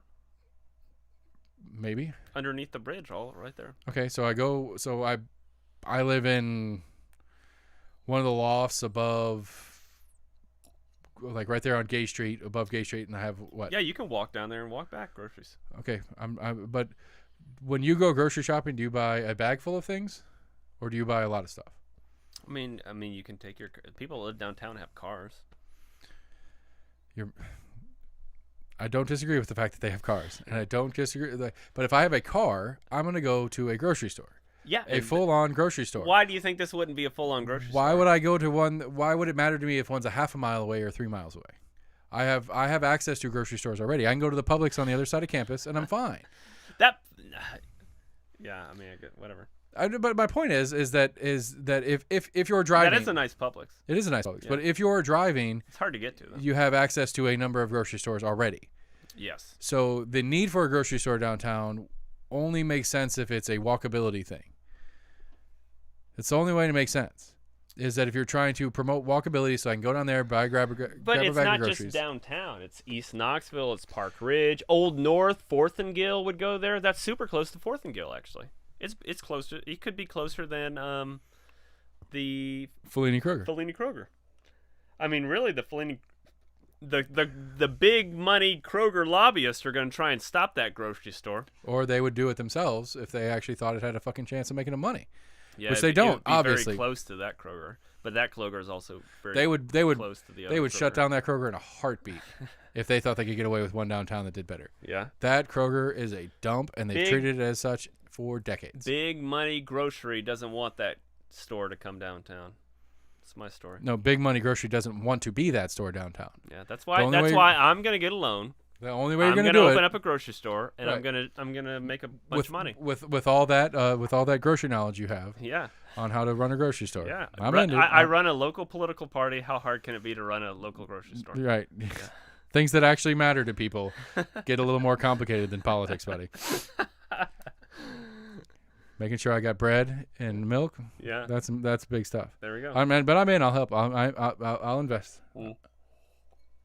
But anyway, all right. Do you want to talk about city turnout? I think that's interesting. Okay, so I'll pull those. Let me transition these things out for all the watchers out there so they can see it. Oh, wrong way. Nope. Keep going. Harper getting in trouble. Silly goose. No. It was. Yeah, there we go. Yeah. See, I disagree with you on this. We talked about this last week on the Big Show. What about? Because you sent me. Here we go. I'm gonna duck so people can see it. Oh, I can move it instead of you ducking if you'd like. How are you gonna move it? Because I can move it. Oh. This is what I do. I can move you down. Sit up like it's being fucking weird. All right. So you want that part seen or you want the chart? Do the chart first. Yeah. All right. So we got the chart here, people. Yeah, pull it up so I can see it. So here we go. A little election analysis. Hold on, time out. Real quick, self plug. If you want to do a podcast where you have multimedia complex things, hit me up on Barbarian Pro, BARBERPRO @gmail.com, and I can run a real podcast for you where you have all these weird little things that Matt doesn't understand. There you go. Anyway, continue. And if you need to buy a new truck, go to Ted Russell Ford on Kingston Pike. All right, tell them Matt sent you because they're not paying me, so they can suck it. Yeah, tell them the chair of the Democratic Party sent you. They'll probably kick you out. Or they'll give you a car, and then then Matt's trying to get you to buy or is trying to buy votes, and then we get real funky. Yeah, there we go. With weed. So anyway, a little election analysis for all the viewers. If you're listening to the podcast, you can go to the YouTube video and you can see this. But it gives. I can put this. I'll put this on the website if I remember because I'm drinking wine right now. But I'll put this picture on the website with the episode. Yeah, and it breaks down, and I can send this to you every couple of days too if you want to update it. It basically breaks down the vote totals per day. You have access to this where I don't. Where do you get access? There's a report that goes out every day. Yeah, no. I mean, it's the election. You can go to the election commission to get this. Yeah. It's not in the same format, but yeah. So I just plug it into this. Yeah. And you can also request. It's public record who votes every day, like their names, their addresses, their phone numbers. Anybody can request that. You just email the election commission and say, "Hey, can you add me to the early vote list?" All right. So we need to do a show where I get that email and we just spend the whole show calling people. There we go. Because thank you to Spangler because I don't have to tell you you're getting recorded on a phone call. Yeah, that's right. Tennessee is a one-party state. Mm-hmm. Yeah. That was not a political one party, but anyway. Yeah. What for all the listeners too, everyone? I looked up. Sit up. You look retarded. Sorry, Don't not say retarded. that. I Don't say apologize. I used that word. I'm sorry. I was telling Seth that I looked up Seth A. Barber in our system, and there's only 2 Seth A. Barbers in the state. And the system is incorrect. It needs to update with my new prefix. Oh, okay. What do you mean prefix? I have a prefix. What's your Lord Seth A. fucking right, Barber? dude. Yeah, I need to make sure that. Let me call the DNC tomorrow and make sure that's updated. I'm sure that's well within their. But there's only 2 Seth A. Seth A. Barbers in the state. One lives here, and one lives in I think Lafayette, Tennessee, wherever that is, and he's 21 years old. His name is Seth Allen Barber. What's your A? Nunya. Nunya. Yeah. Nunya business. Oh, okay, got it. Well, It doesn't matter. is it Allen or is it not Allen? It's not Allen. All right. Well, then there's only one Seth A. whatever your A is Barber in the state. It That's only says registered to A? vote. There could be other. How do you know Seth. his is Allen? It says I'm sorry. Allen. I didn't mean to presume. How do you know theirs is Allen? It says Allen. Seth Allen Barber. Yours. But mine just says It A. just says Seth A. Fucking Barber. right it does. God damn it. That's awesome. That is kick ass. I love it. So anyway, here we go. This is the chart of early voting. So In high school, it was Seth fucking A. Barber. there we go.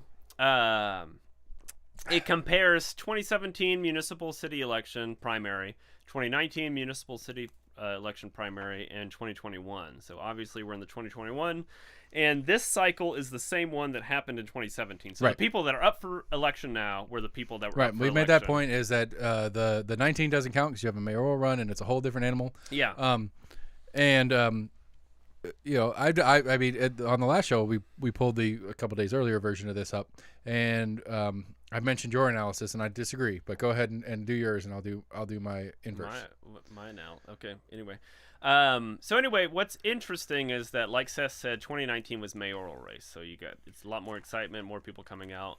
But you can kind of see that 2021 is trending ahead of 2017, so more people are coming out. But 2017 was a super low election,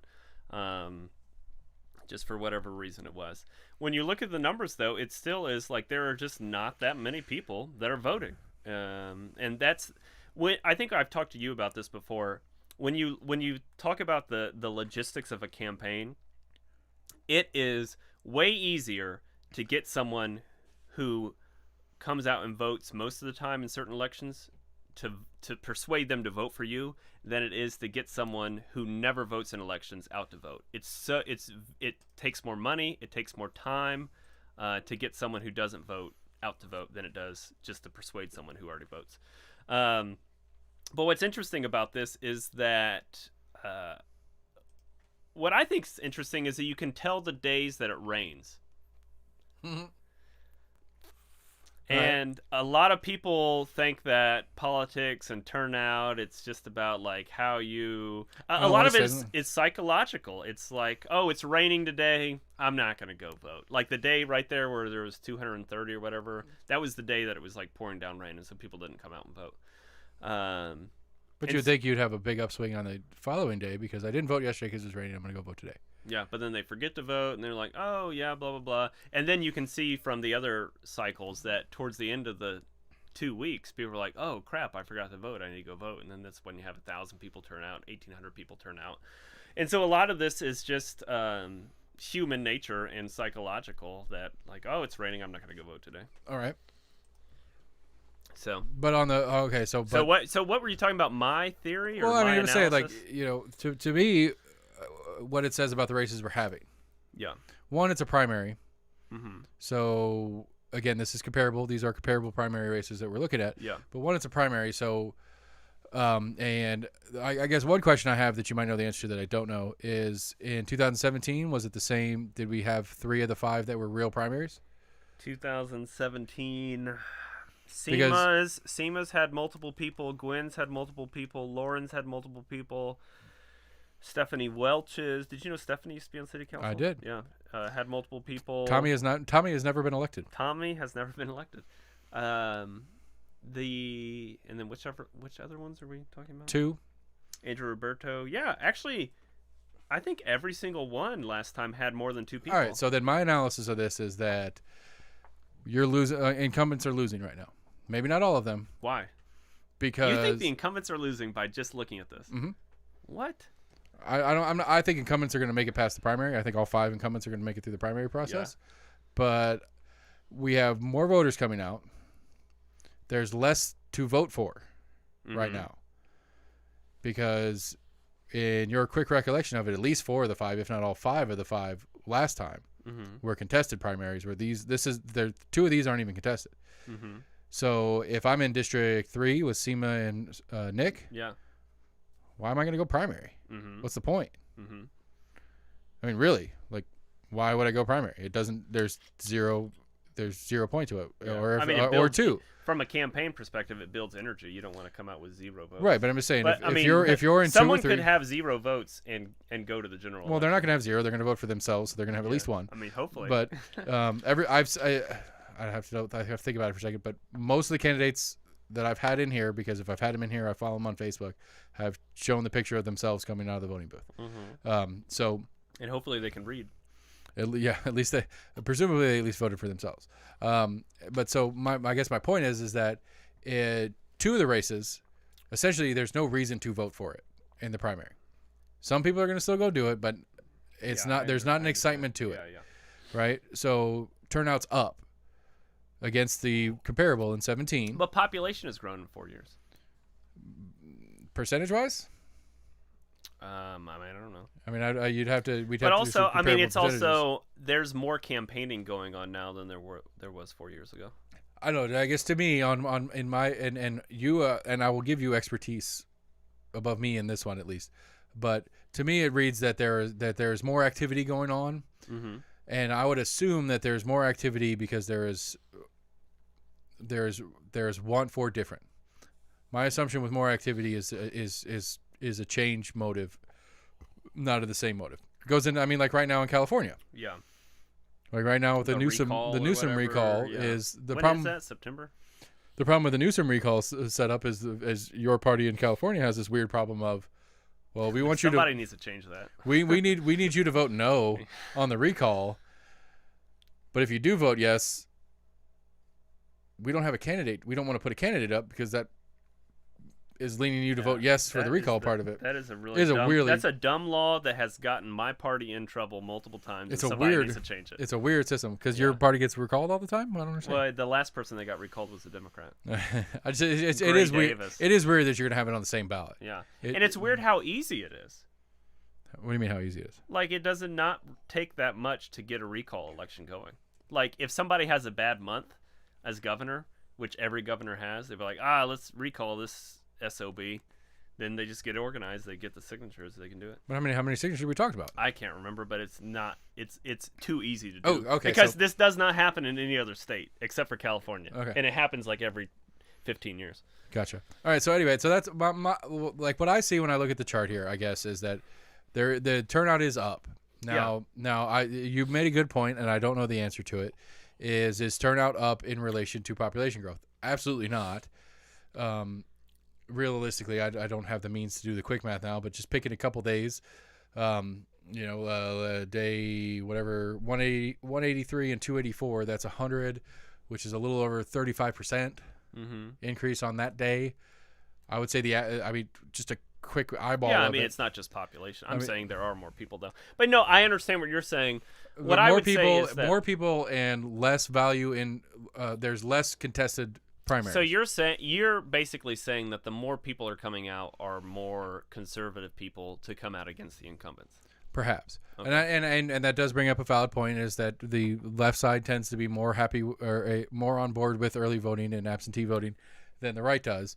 But again, which leads me to believe that I think we're going to see I don't know. We'll see how the primaries go, and I'm not going to do my election day of turnout. Right. I'm not going to do my generals until we get through the primary because I just really don't want to get stuck with somebody that doesn't make it past the primary on my general pick.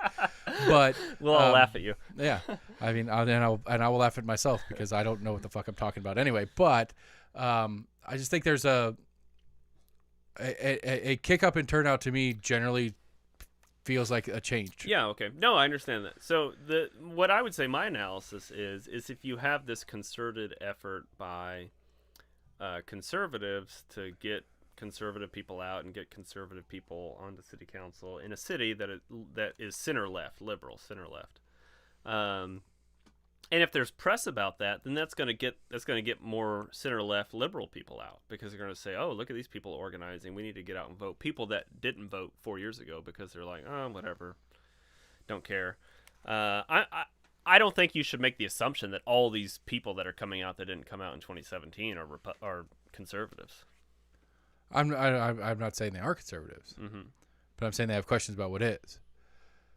Like like, what would compel you to? I don't know. Doesn't matter. To shift on to the race that is really increased turnout. The Compass talked about this. Is District 4. District 4 has more increased turnout from both the Republican and the Democratic side, or the conservative and the liberal side. But why? It's only 2. No. District 4 is Lauren Ryder and Jim, oh, okay, yeah, and Jen, yeah. Jim Which is McMahon. really the race that has the. I mean, for all that Eric Weider is doing, it looks like he's investing most of his time with Jim Clanaris. So. Yeah, because I was gonna talk about the cap tax thing with you, and which really failed. Okay. Yeah. So. Did they even get half the? I don't know. We don't know. Yeah. All that money. When I had Chris, I could have got more signatures than that. When I had Chris Davis on, when he talked about it, he's like, "I'm glad they didn't, because it's paperwork." Oh yeah, a ton of paperwork. But I mean, they got less than and people would have contested it, and it would have been even more paperwork. But I mean, I that's another thing I wanted to talk about with you too. But Lauren was very adamant, and it kind of took me back. I wasn't like when it happened. I was very confused and didn't catch it. But in hindsight, the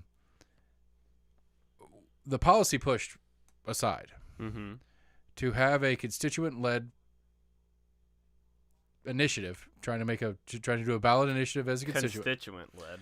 It's a constituent-led initiative. Don't give big business outside city-led. A policy. Technically constituent-led. A policy initiative. Yeah. By the constituency, which was what was trying to be worked on. Mm-hmm. She was very dismissive of the premise, not because of the policy that was being pushed, but because of the premise that it exists. And I was a little taken back by that. What exists? She basically said, "Well, what's the point of representative government if you're going to do it without us anyway?" Well, I think the whole thing just violates the charter.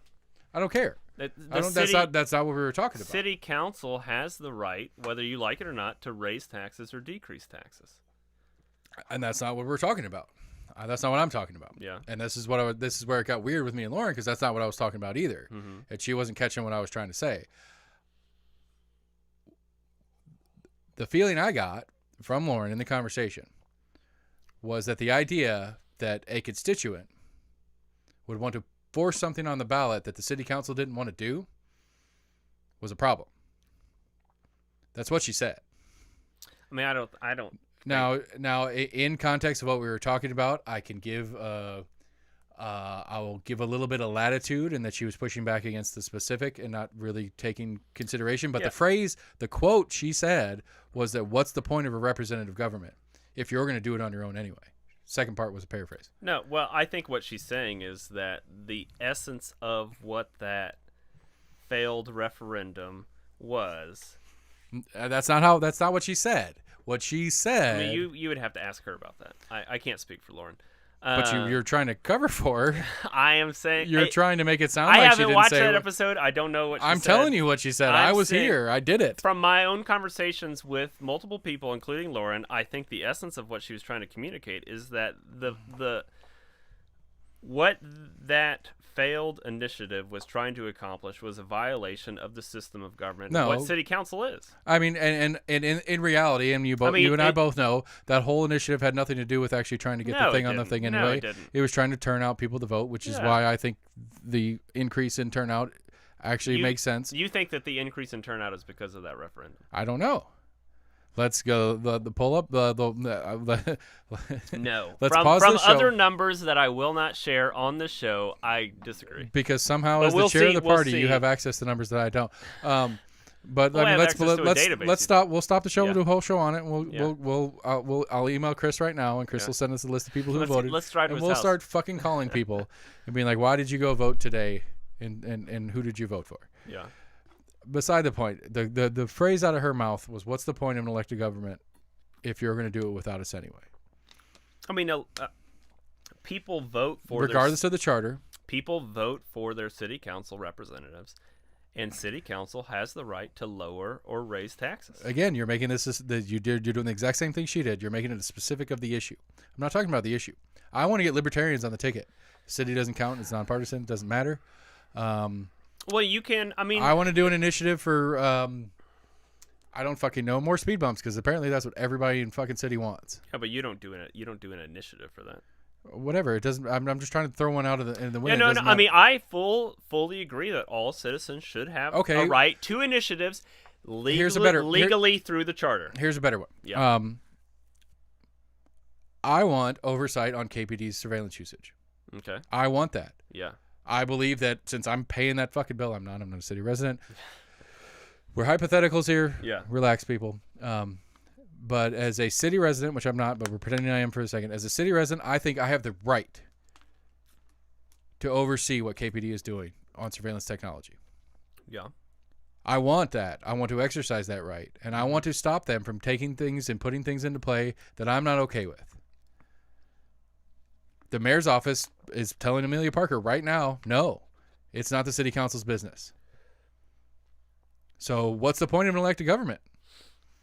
What's the point of this elected body when they can't they can't do what I'm asking them to do? I don't know the specifics of that situation. Again, you're taking the specific. I'm trying to throw this as the grander hypothetical. A greater hypothetical is that there are multiple ways to change city government policy. One is who you vote for city council. 2 is who you vote for mayor.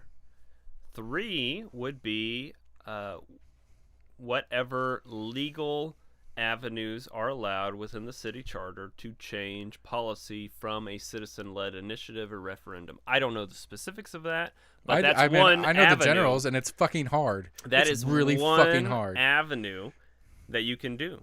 And the other avenue is that you can elect someone to city council who wants to change. Not on this specific. If we're going to stay on the specific, no, I can't. Who wants to change the charter to make it different for other policy things. I mean, it's also you don't, but city residents elect the mayor who enacts policy. I mean, I think part of representative government that people forget is that it's the will of the electorate. It's the will of people who vote. And yeah, you may agree or disagree with the person on this, but this is who the electorate picked. And you can get rid of that person when it comes back around. But for the time being, when you elect someone in a representative government, then that's who you have elected to represent you and make these decisions. But there are other avenues legally allowed through the charter, through referendums, that you can use if you need to or want to. Okay. Doesn't explain why Lauren was so adamant against it, but I agree. That is the thing. I think those are the things that are in place. The other thing with that referendum is people are going door to door lying about it. The city's debt has decreased. Don't even say fucking taxes right now. We do not have time. No, they haven't. City taxes are the lowest they've been in nearly 30 years. No, that's a false statement. You were lying right now. That is not a false statement. City tax rates are as low as they've been right now. City tax rates are... No, that's not what you said. The phrase you said was city taxes are the lowest they've been right now. Because there's a functional difference, and that's the problem with this that people don't understand. And you don't understand, and we've talked about it. No, I mean, I understand the difference between a tax rate and the physical money that you pay in taxes. But apparently, I mean, you use the phrases. Taxes are tax rates. You use the phrases ubiquitously, so taxes are tax rates. So anyway, because again, the problem with that is that the argument from the debt load. The debt load's down. That's great. I'm not. Yeah. I'm not disagreeing. But these people have been going door to door lying about it.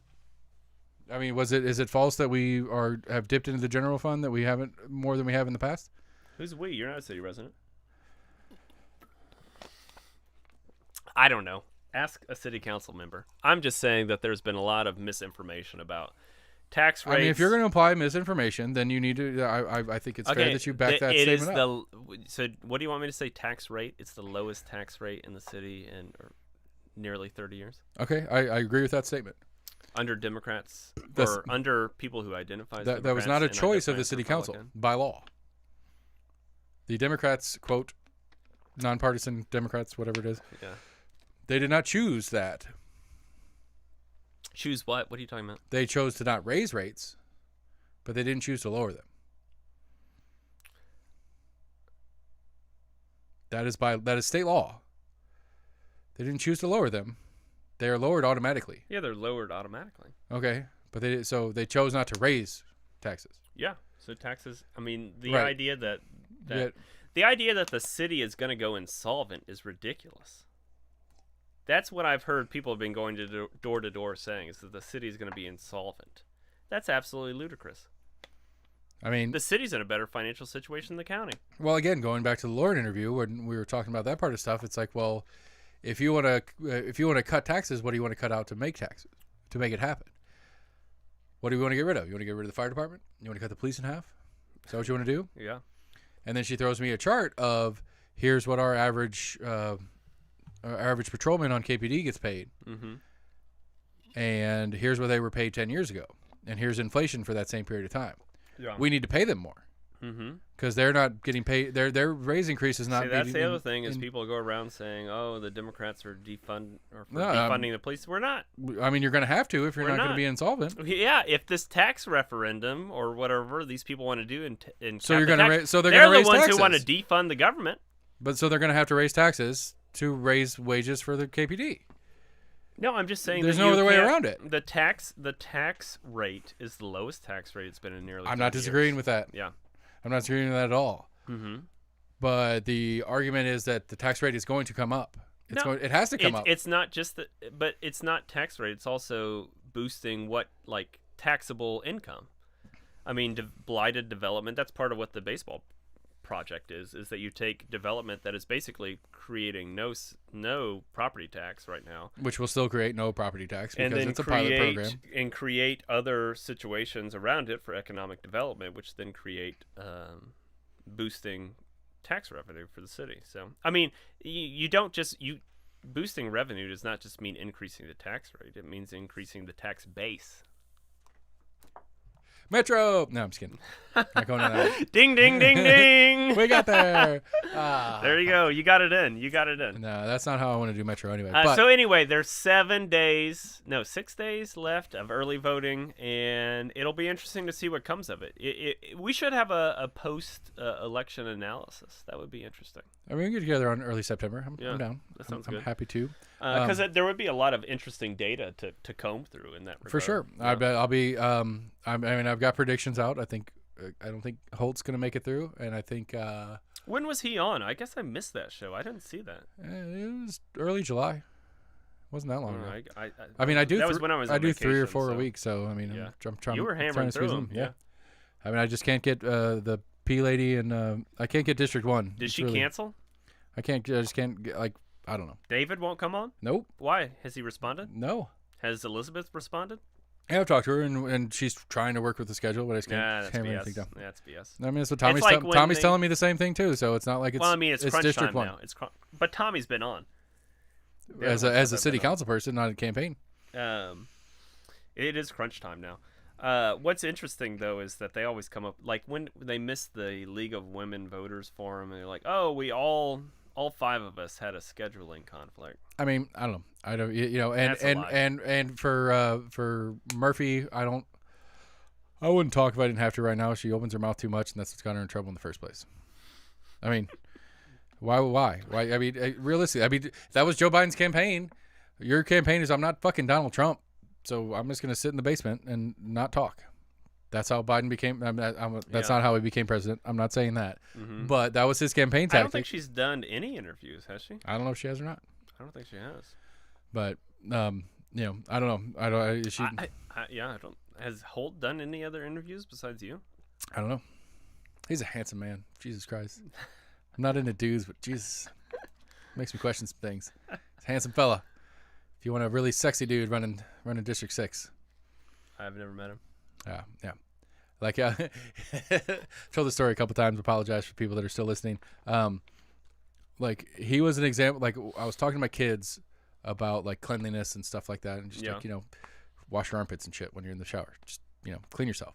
And I was like, because people care. Like, it matters. It matters to some level how you look. Yeah. And it goes both ways. Like, there's a point where it gets past that, and Holt is past that point where it's like, he's too pretty. He's got to be an idiot, and he's not. He's not a stupid guy at all.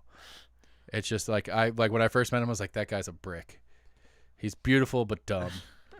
And then he came on the show and we talked, and he was like, all right, he's not an idiot. Is this a campaign ad? No, I just felt like I felt like an asshole because I assumed that he was stupid because he was good looking. I've never met him. I don't know. Yeah, he's a good dude. Never talked to him. You should look into him. Not you personally. I heard he voted in a Democratic primary.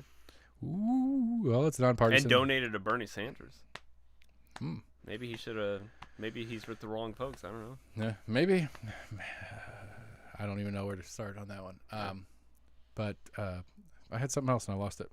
I don't know. We're at 2 hours. We can go. We can stop. We can do whatever we want. I need to head home a little bit. Well, no, you don't. My wife's pregnant. But she's at work. She's trying. No, she got home. Oh. She asked me when I was gonna be home. You're good time though. We could go. We could talk for another 2 hours. I don't know. I get another glass of wine. I am gonna give a plug for this wine that Seth. Did you buy this especially for me? Because I said I like white. Yeah. Yeah. So this is Steel Bird Smoking Loon Wine Company, established 2000, and it's Smoking Loon unoaked Chardonnay. It's pretty good. Well, it was a $9 bottle. Okay, I'll pay you for the other part of it. I can take it home. You take the whole thing home. Yeah. I can't imagine you getting drunk before it goes bad. So you take it home, enjoy it. Don't give any of the misses. I do have a plug, and I've been meaning to tell you this, and I'm sorry that I haven't told you this, that we are having our reorganization meeting tomorrow. I was aware. Like I had a thought in my head that was like, I'm gonna get him hammered, and I'm gonna make him sleep here because he's too drunk to drive, and I won't be reelected. And he's gonna miss his meeting. Did Daniel pay you to do that? No, he doesn't talk to me because I'm not important enough for him. And so. Yeah, we are having our virtual reorganization tomorrow, not in person, so that's when we'll reelect me. I'm running for chair. Who's running against you? No one that I know of at this point. And we'll elect vice chair, secretary and treasurer, and new district reps and stuff. I imagine that most of it will be the same folks that have served, maybe a couple that will be changed up. So, yep. Well, so for you... So that's tomorrow. I'm running an election tomorrow, so wish me luck. It's not an election. It is an election. No, it's not. Why? I don't know. You gatekeepers, I don't like you guys. Gatekeepers? You said the phrase. When did I say that? You're the gatekeepers of the candidates for your party? I mean, you have to be a Democrat to run. I mean, the other side tried to be the gatekeeper with Eddie Manis. Yeah.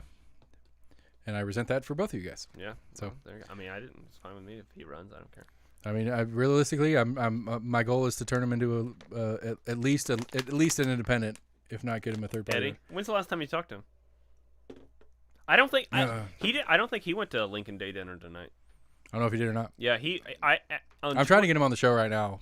On Twitter, he talked about how he was embarrassed or something that they were inviting Charlie Kirk and he wasn't going to go. So that's interesting. I'm sure that created some rifts over there on the other side. I mean, I'm pretty sure he's very comfortable in his I'm not. Who's going to run against him in the primary?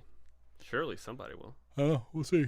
I mean, that's not till 24? No, that's 2020. No, it's 2022. It's every 2 years? Every 2 years. Shit. They got to run. We have every so 2 much years. shit on that ballot. Oh, it's going to be too much. Yeah. I mean, people are already running. Here's one last thing we can talk about. You brought it up at the beginning when I was like, "What are we going to talk about?" And you said stuff going on. I was like, "No, there's this is part of the problem." And I appreciate this about the election commission is they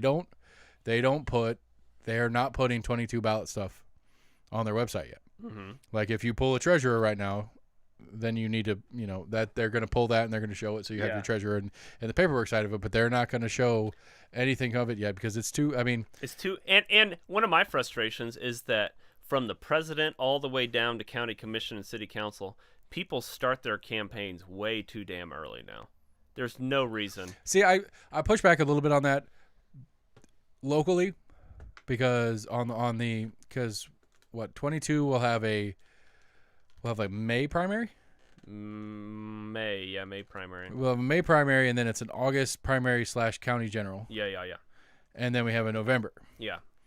And so, like, if you're like, I understand why Jimmy and Spangler are already starting their they've got the primary. I get it, because realistically, if you're the Republican in a number of the positions that are coming on this 22 ballot, your real election is in May. Well, hey, not if I do my job right. Well, no offense, buddy, but the history says that that's not the way we'll see going forward. But I understand what you're saying. Yeah. Right. And so, but if you're, like Biggs has already announced his goal and on Christine Cruz and Larson J. Right. And there's a number of different people for a number of different positions that already doing it. It's just as someone who works on campaigns, it's exhausting. It's exhausting. No, and as somebody who's trying to keep up with all the bullshit, like I can't get through city. Yeah. Like I'm trying to get through city, and I'm trying to make sure I have a good understanding. And now you got all these people running for county commission. Yeah. Right. And it's like, and I'm already starting to I mean, I don't even. Judges. Right. I don't even know if we're gonna. I realistically, there's like, unless we get some real sponsors. What was the Ford? Dealership doing? Ted Russell Ford. Yeah, Ted Russell, hit me up. Unless I get some real sponsors who can do this full time, I don't know that I'm gonna even have a chance of getting all the candidates to get through county stuff. Yeah. By May. Mm-hmm. And even if I get real down to focus, and it's like, because I don't know when's the cutoff for petitions. Not till next year. Right, but the cutoff for petitions like February. Yeah, maybe. I think so. Like late February, I actually know who's going to have a chance to be on the primary ballots. Yeah. And then I have to go through all those people by May. Mm-hmm. Even if I cut out the ones that don't count because they're either unopposed in the primary or, whatever. Yeah. It's going to be, I mean, I don't know how I'm going to do it. And we might have some pot stuff on the ballot. Really? Yeah. Where'd this come from? This will be on the... It always passes. This will be on November. It always passes. There's a guy out of Jackson, I think. Democratic policies always pass on the ballot, even when people vote for Republicans. It doesn't matter. It's a shitty initiative anyway. It's a poll. It's a polling question. It's really? Literally it's 3 questions that he's trying to get to put on the November ballot that says, do you want medical marijuana in the state of Tennessee? Do you want to decriminalize marijuana in the state of Tennessee? Do you want recreational? Wait, so it's not even policy? It's not a binding resolution? No. Well, why do you do that? It's polling to get it so that they can then in 23 session try to build policy on top of. But why not just have a resolution doing it? Because he doesn't think he can get that on the ballot. Who organized this? I don't. I have to find it. It was months ago that I saw it. It's because we're in this phase, and this is the thing. So why would you even have a resolution that's non-binding? I don't know. Whatever. I mean, I think the argument. I'm not worried about. I got too many other things to worry about. I think the argument is that when you get it, when you have it on a ballot and you have those numbers to present, then there's no pushback. Where there's gonna be pushback on making it a resolution. Yeah. There's just to get it on the ballot. There's gonna be pushback if you're making a resolution. There's gonna be less pushback for you trying to push it on the ballot as a polling question. But then once you have it on paper, you can then turn around and go, hey. So it's a stupid middle ground. It's dumb. Which realistically, I think if I figured out the math correctly, it'll be like 26 before we have legal weed in Tennessee. If this is the route we get there. It's a long time from now. Okay. It could be legalized federally by then. Yeah, and which we in Tennessee will suffer for it. And that'll screw us all over. So, Matt Shears, everybody. We did it. Hey. Woo. Okay, so we did it. Matt Shears, chair of the Democratic Party. Go to the thing tomorrow. Do you want to plug it again? It doesn't matter. This won't be out before anybody wakes up to go. Anyway, if you're a Democrat in Knox County, tomorrow morning you get together and you vote for Matt Shears again and whoever the other people are. We're almost in agreement at gmail.com, Facebook, Twitter, YouTube. Go to our website, almostinagreement.com. While you're there, you can catch every episode that we have, as well as any of your favorite podcast providers that you like. While you're at any of these places, please like, share, friend, subscribe, 5-star review, whatever it is that promotes us, that helps us get more people to know what's going on, because there's a lot of things going on, obviously, and we're trying to be a good source for those things. I've got a lawyer show tomorrow, and then I've also got the big show as well, so we've got a couple more episodes coming for you pretty quick. Other than that, Matt, last words? Hey, vote Democrat. Oh, so sad. So sad. We're almost in agreement, everybody. We really appreciate you. Have a good night. Be safe.